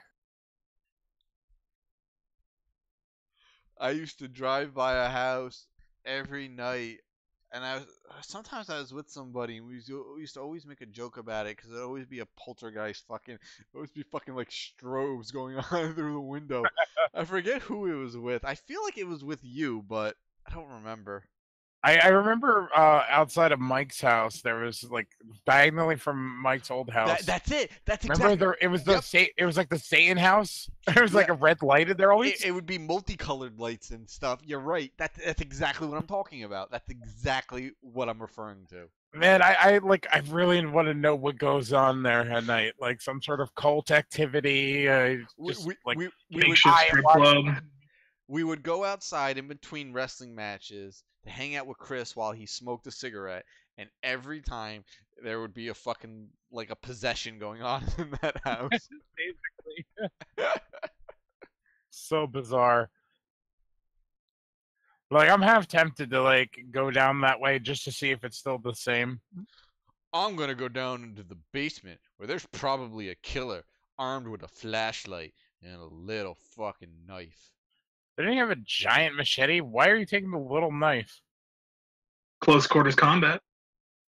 Right, I'd rather do that with a machete. Right? Snake! Snake! Snake! They're not even Snake Plissken. Same difference. Solid Snake would kick the shit out of Snake Plissken. Sorry to say. Which one? Actual Solid Snake or like Naked Snake, Big Boss? No, actual Solid Snake, not Big Boss. Well, both. Both would kick Okay. ass. Isn't Solid Snake a clone of Big Boss though? Yes. Yeah.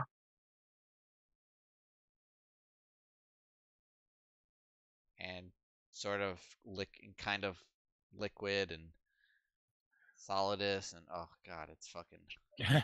Join us in Dead Entertainment, where we give you commentary of the Metal Gear Solid series. Fuck that! I wouldn't touch that with a 90-foot pole, man. Fuck you guys! I'm a dog.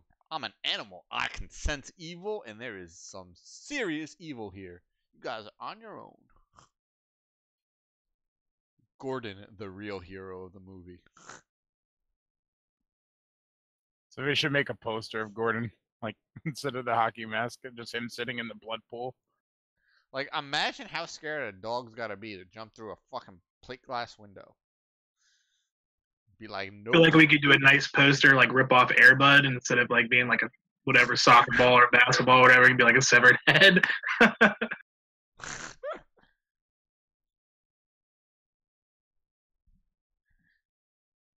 Gordon comes back in the original part 5 with a little doggy shaped hockey mask.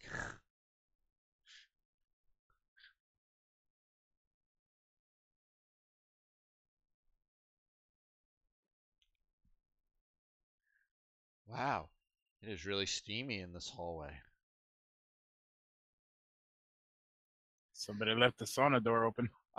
You know what? Fuck. That house has got some crazy good hot water.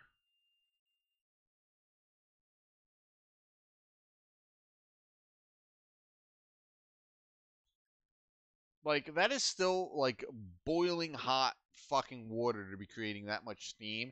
And that shower had to have been running for, like, 20 to 30 minutes at this point. Longer. Right, I don't want to pay that water bill at the end of the month.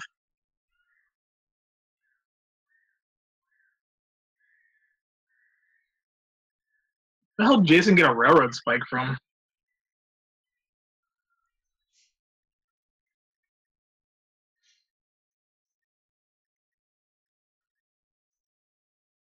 Those damn stairs. That's 2 movies in a row that we've watched the stairs break like that. That's true.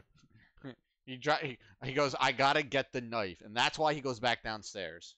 To get killed by a garden hoe. Or, you know, like you could run past where you had your bag and get the giant fucking machete. No. That's brutal. Trish has the machete. Oh, right. Here, so. Hand it to him. Jason going ham on him. Such a ridiculous but awesome scene. I was watching a documentary a while ago, and I think they were interviewing Joseph Zito, the director, and he said that like that scene was in there because like he was going through a bunch of personal shit at the time of his life, and that's basically how he felt, like he was literally being murdered.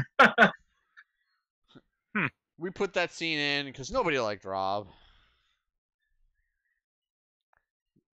Jason's like, ow, bitch. Fuck. Trying to help you.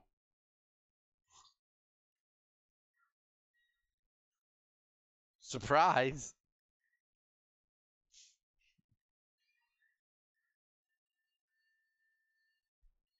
Jason's a good decorator. I always love these scenes where like the one person panics, goes around and sees like all these corpses hanging up and just like, can't walk around it. Like at the end of the original Halloween, the same sort of setup. Or here's interior decoration. One of my favorite scenes is coming up when Jason just goes to walk through the door that he hung up Jimbo in and just rips Jimbo's body down.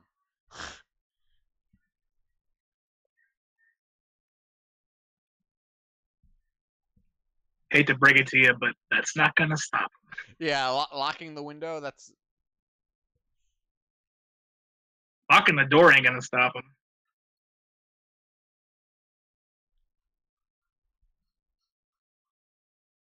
This scene right here. Just rips the body down. After all... and it like goes right through his hands. It's oh god, that hurts. The religious symbolism of that scene was quite intriguing. God, Jimbo's a dead fuck, and he has the stigmata.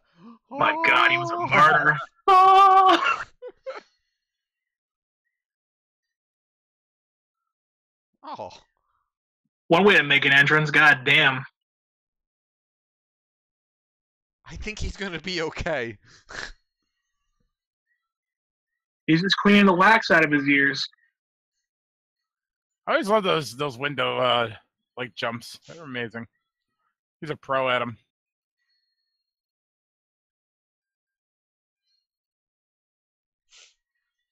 Is it Jason Voorhees gonna have to choke a bitch? That mother bitch stabbed me with a hammer. Stop. Hammer time.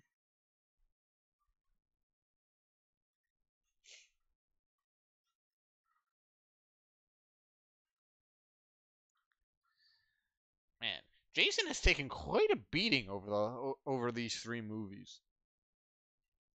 That's the crazy part, man. He's not even undead yet. The dude just takes a shitload of damage.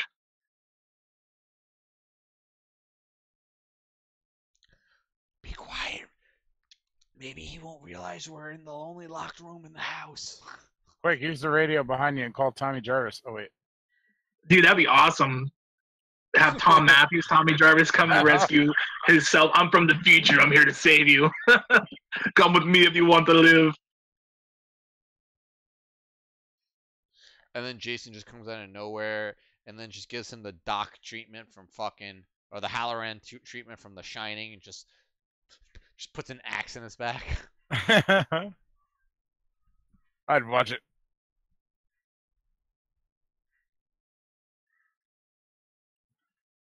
The sturdy. Here's Johnny. Hello, baby.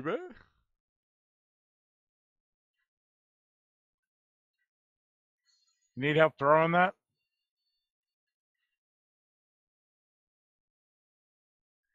Stop crying like a little bitch. I know you like that TV, but you can get another one. Jason got his MTV. Look at them yo-yos. That's the way you do it.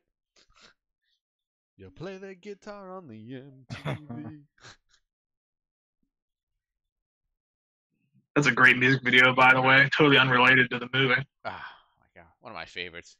Love Mark They actually went on. You ever see that show Reboot that was on like in the early '90s? It was like the same studio that did that music video for Dire Straits. No, I've never seen it. You check it out sometime. It's literally like it looks just like the video. It's a pretty cool show. Ever. Jason right now is like, all right, I gotta time this right. Gotta time this right. I can do it. I can. He's do just it. waiting for I'm a a peak. winner. Fuck! I missed. Schwink.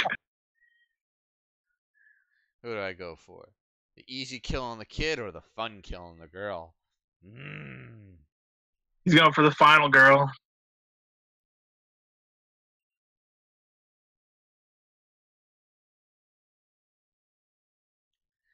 The good old days when Jason used to run. I know. I was just about to say the final time we ever see Jason run.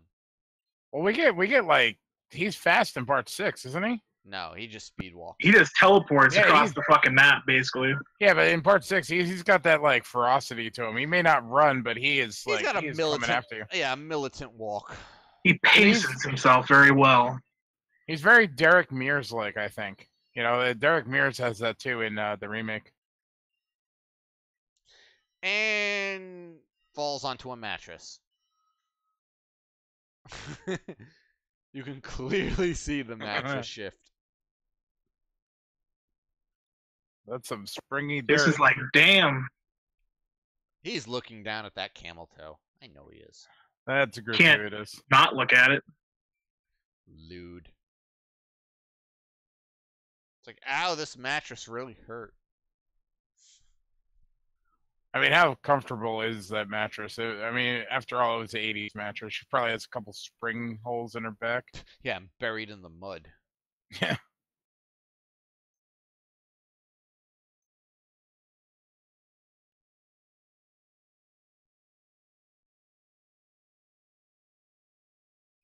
There's Feldman preparing for his next role in the Goonies, his mouth. You're ruining my joke. You're ruining the picture.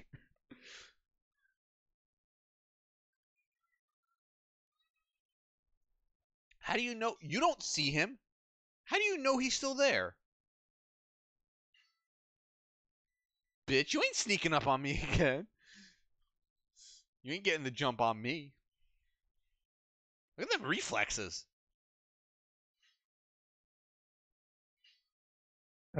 He's like a ninja. No, That's a good one. Aw. Just looking at that makes me Live long and prosper. God.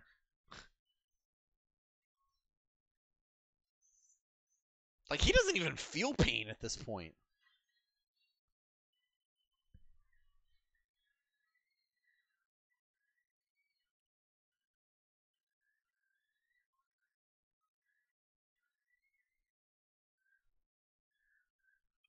No means no.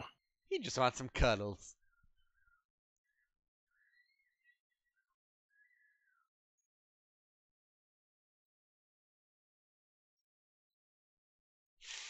Oh my god, it's me. God, I was an ugly kid.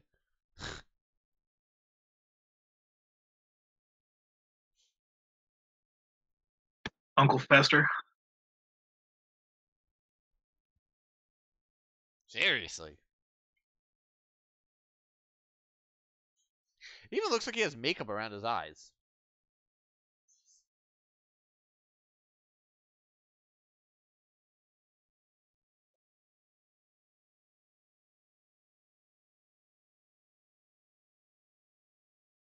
I want to rub your head.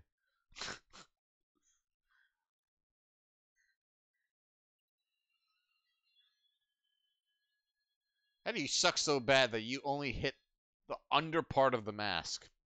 Yeah, when you're going overhead too. Like, how did that even happen? You just defied the laws of physics. You said we weren't dividing by zero tonight. We just You did. got a purty mouth, Jason.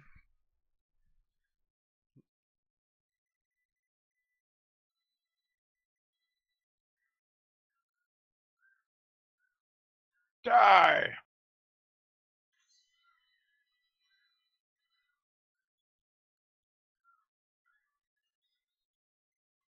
Here it comes. This is the shit right here. The Jarvis. The Jarvis.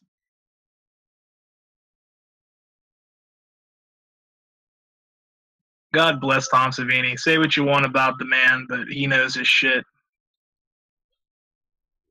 Really can't say too many negative things about him. I mean, he hates me, but, you know, I did that to myself. And I'd do it again. But I love the guy. But he does hate me.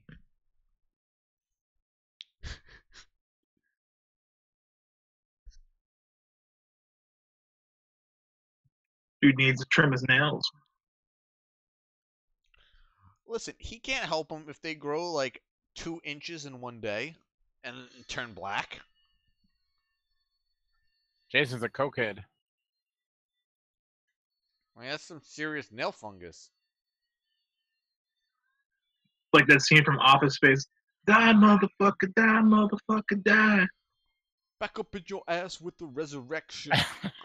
Oh, that's a great idea for a video. Too bad we'll get copyrighted for it. Just put the scene. What is it? The scene where they're beating up the. It would only get a claim. We wouldn't get a strike. We should do that.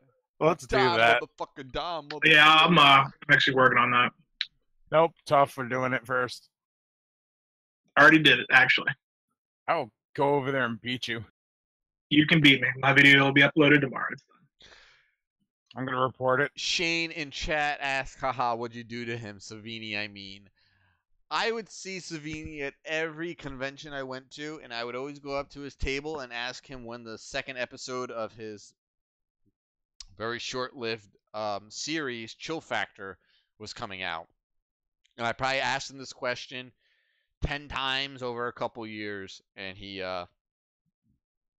got to recognizing me. And it got to the point where I'd start walking up to his table, and he would see me, and he would go, I don't know when Chill Factor is coming out. Stop asking. I'm going to carry the torch on that. Next time I see him at Steel City, I'm going to be like, Bates, send his regards, slide him a copy to sign. Well, he doesn't know me by name. He just remembered seeing my face.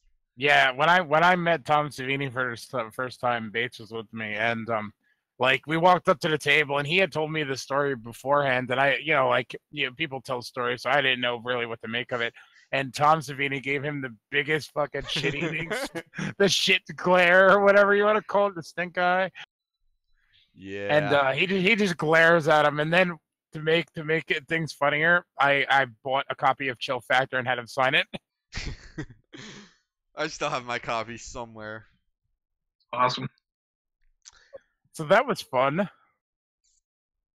Good movie, man. Yeah, it's been a while since I've seen it, so it was a good time. It's really funny. I've watched every single Friday the 13th movie within the last 6 months, except for this one. This, for whatever reason, the one that I kind of glazed over because I got that Blu-ray collection for Christmas, and I nice. slowly have been going through and rewatching them all. The one with the horrible art? No, I got the good one, like the $400 fucking one nice. in the metal case. Oh, with Very all cool. the movies. Yeah, the new one with the shit-tastic art only has the Paramount movies. Like every cover in that collection has the Part 5 mask, but like done with red, those a red overtone to it. Yeah. Like the triangles are in the style and shape of the Part 5, but in red. Yeah, I don't How get do you that. hire an artist that does that? Like Somebody that doesn't know shit about the fucking movie. Like Google Jason mask. How did they search Jason Voorhees and come up with those images? As an example. I don't get it. It's not good. Yeah, it's pretty awful.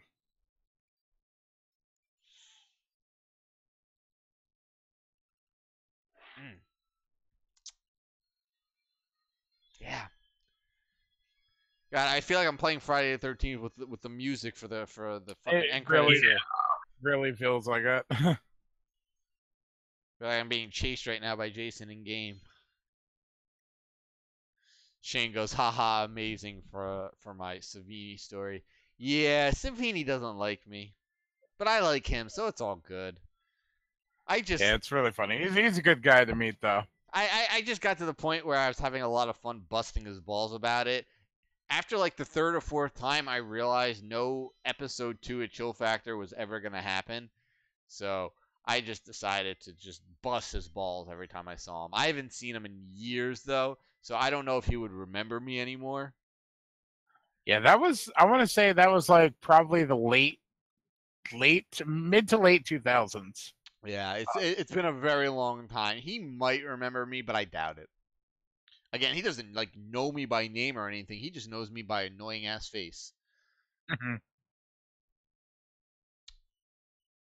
But at least for a couple of years, he knew me. Restraining order against you or something. I wasn't creepy. I was just fucking. I just was annoying. Yeah, you went over, got something signed, or picked something up, but always asked the question. Yeah, pretty much. I love that when I met Savini, I had that kind of like trio story. Because remember, I met Ken Faree, and he went on this long-winded rant about how the head of the zombie from the Dawn of the Dead poster was sacred, and only Tom Savini could sign it, or George Romero and stuff like that. So like I went to Tom Savini and like told him that story. He's like, all right, I'm going to sign it, but, don't tell George that I'm taking the head part when you meet him. And then I told George Romero that story. It was like this real, like, triangle of, like, conversations that took place over, like, 5 years at a convention. It was amazing. Oh, yeah. Ken was like, the head is for George. Right? That's what he said, wasn't it? I think he said it was for Tom Savini because of the special effects makeup. Oh, and okay. then Savini was like, yeah, don't tell George that I'm taking this. Okay, I mean that's what I remember. I was with you when you met Ken and got that signed. Yep, Ken's a pisser. He's amazing. He needs to be at more conventions. I haven't seen him there since I met him. Like maybe once more beyond that. All right, so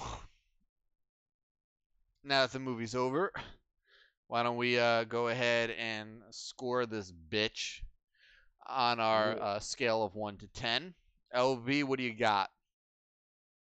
I'm going to give it a solid 8 out of 10.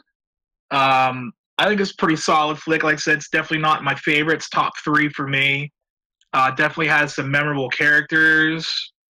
Obviously, Feldman as Jarvis is pretty cool. And it's probably definitely one of my top portrayals of Jason. I think he has like a nice balance of like a little athleticism, but he's also like a big dude. So pretty intimidating. And he had some pretty freaking sick kills in this movie.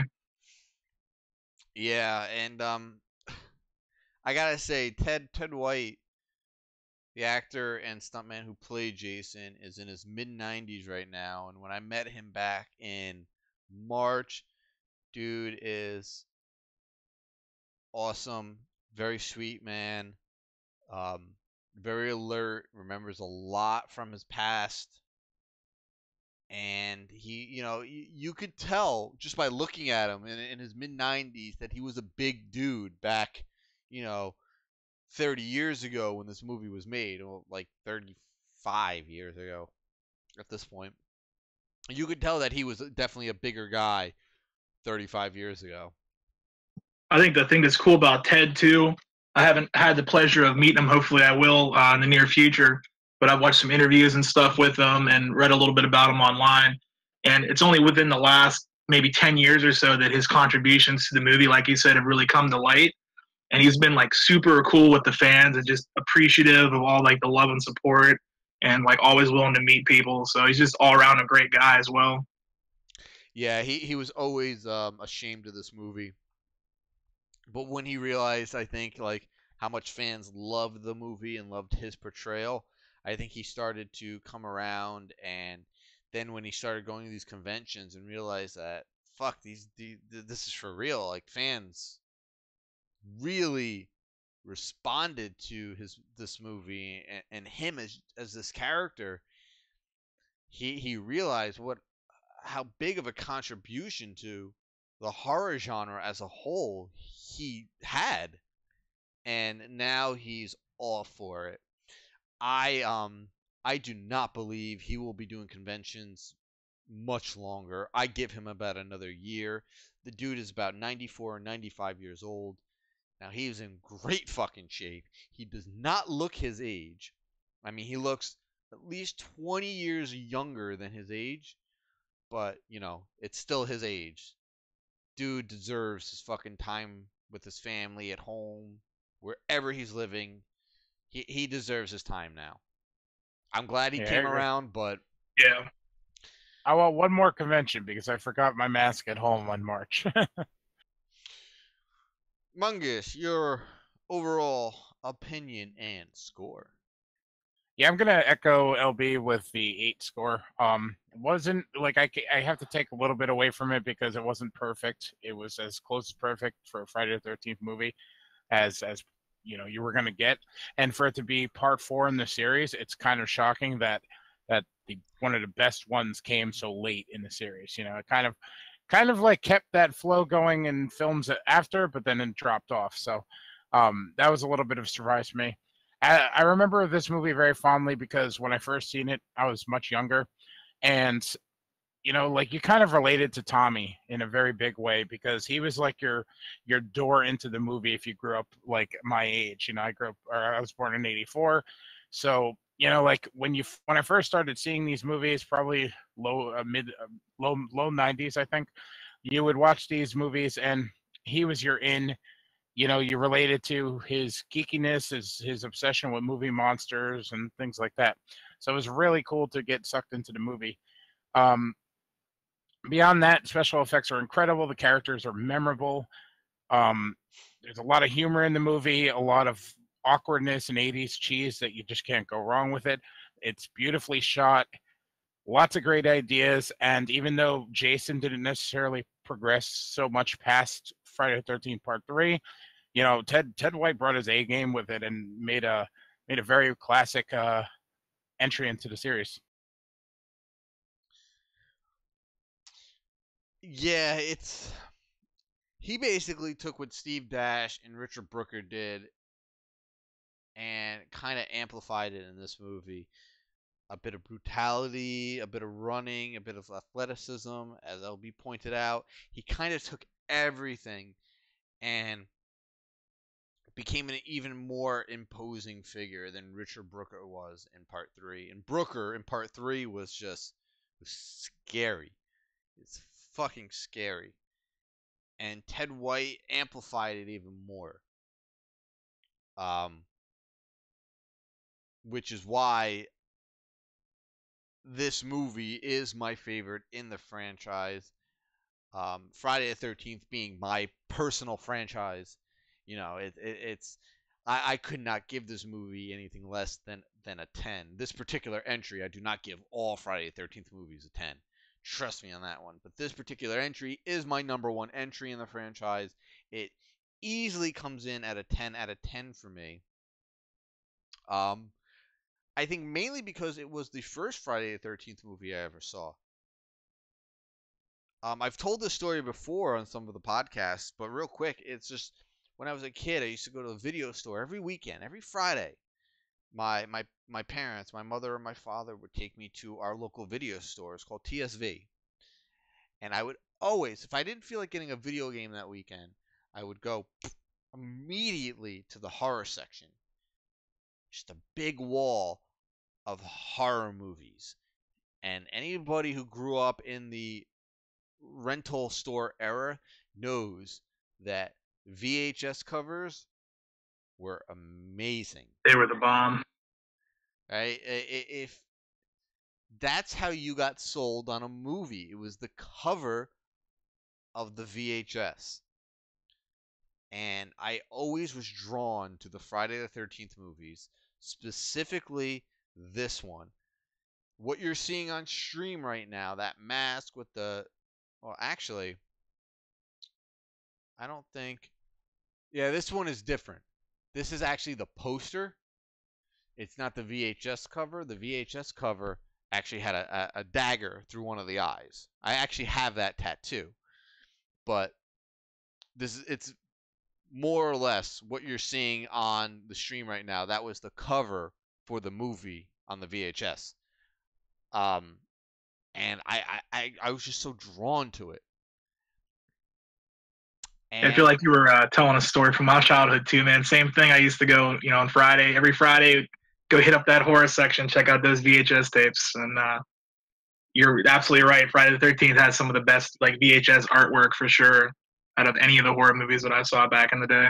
I feel bad that the generation that's out there right now and future generations are not going to have that movie store experience that we did.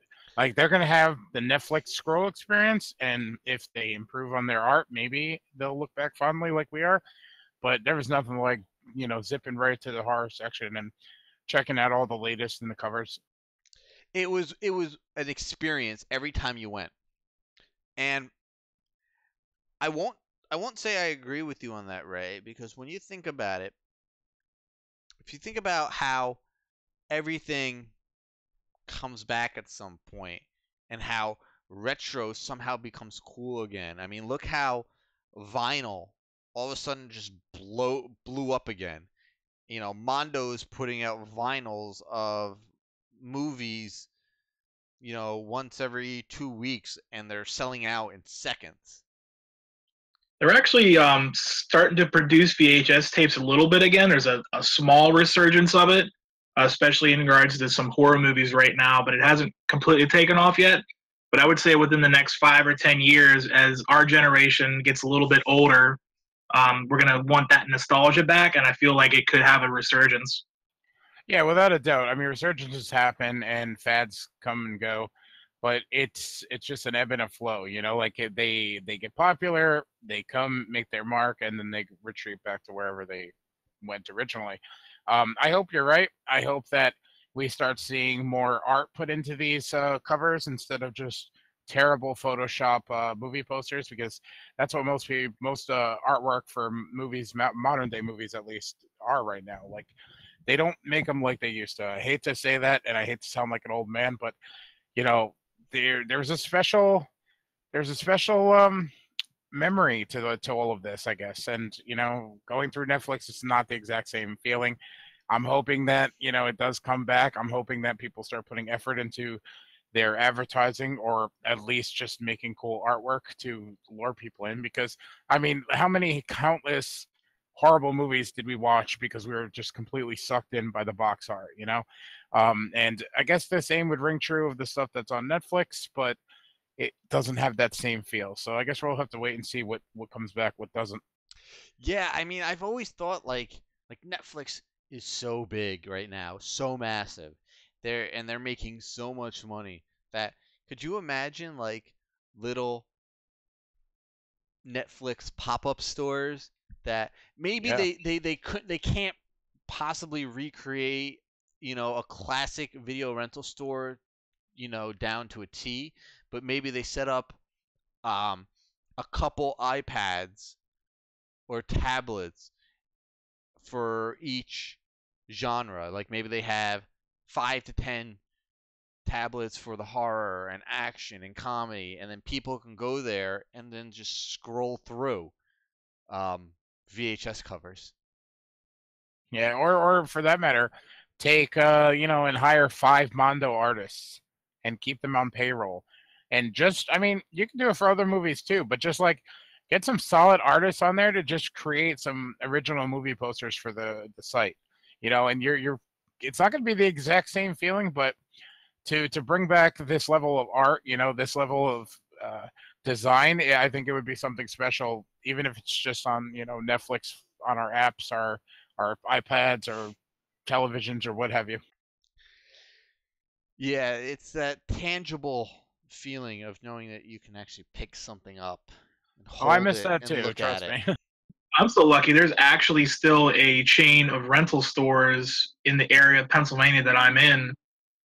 So I can still go there on occasion, like once a week, once every other week, and I just like to browse through the movies. And I've found a lot of just random obscure horror movies that just sitting on the shelf and still, it's not the same as picking up a VHS case and the art's not nearly as good, but still having that tangible feel of picking up a DVD cover and actually kind of getting a feel for what the movie's all about. Like I've found a lot of decent horror flicks just from being able to do that. Where are you living that there are still rental stores? Like, So there is a chain, it's called Family Video, and they're like the only fucking video chain that still like has brick and mortar stores, and there are quite a few of them in this area of Pennsylvania that I'm in. Do they have parking for your horse and buggy? Oh yeah, if you wanted to. I don't think the Amish have DVD players or Blu-ray players, but Mennonites might. Fuck, it's like where are you living? Where Wrong Turn was filmed? Like, I don't even know what else to say. I mean, that's actually really cool. We haven't had rental stores here in probably 10 to 15 years, maybe longer. We had Palmer Video and Dollar Video, Hollywood Video. My personal one was TSV. You always had Blockbuster. Yeah, we have a guest here. We had Blockbuster. But my big ones were Palmer and Dollar Video, and then we moved up to the Blockbusters. Yeah, I remember the Blockbuster one because it was right down the street from Burger King, and I used to go to Burger King all the time, so I figure, worst comes to worst, I pick up a crappy movie, not necessarily horror. I pick up a game to rent for the weekend or something like that, and boom, weekend set. Well, hi to you too, Tom. Just randomly coming in at the end of the stream. Welcome. That's why I should call myself. I should call myself random coming into the stream at the end. Yeah, I didn't know you guys were even doing this at the end. I didn't even know we were at the end. It just rolls off the tongue. The nickname, I like it. I know, it's just easy to remember, right? Put that on his gravestone. Yeah, it's let's put it like this. Just call me random asshole. I don't give a shit. The hell do I care? The voice you're hearing is our buddy Tom, who is part of the Way of Life Network. He joins us on our weekly podcast sometimes, Way of Life Live, and is about to start a cool little video segment called Metal as Fuck, which is going to be metal as fuck, just as advertised. Yeah, pretty much. I mean, I got instructionals. I got the first couple. I got a couple of topics written down. I got about 7 or 8 of them written down. It's going to be a lot of. There's going to be reviews and stuff like that. I'm just trying to pump up my own brand, I guess. Sure. And the network's brand. So yeah, definitely. That's basically what it's going to be. I just gotta get a decent. I think I get a decent photo up, and I can start. I can start popping them out. And if you heard any of our Metal Beer Horror commentaries or podcasts, rather, he's the 4th member of our crew. It's always good to be the last. Indeed. They could be the first, second. You could be whatever you want. No, I'll be the last. Cross promotion. Hey. Yay! Ooh. So so we got all our scores in, right? Yep. Yes. So we're gonna go ahead wrap up here. Want to thank everybody who came out, hung out, watched the movie with us, enjoyed the commentary. Make sure you subscribe to us below. Follow us on Twitter at DeadEntSite. It's DeadEntsite.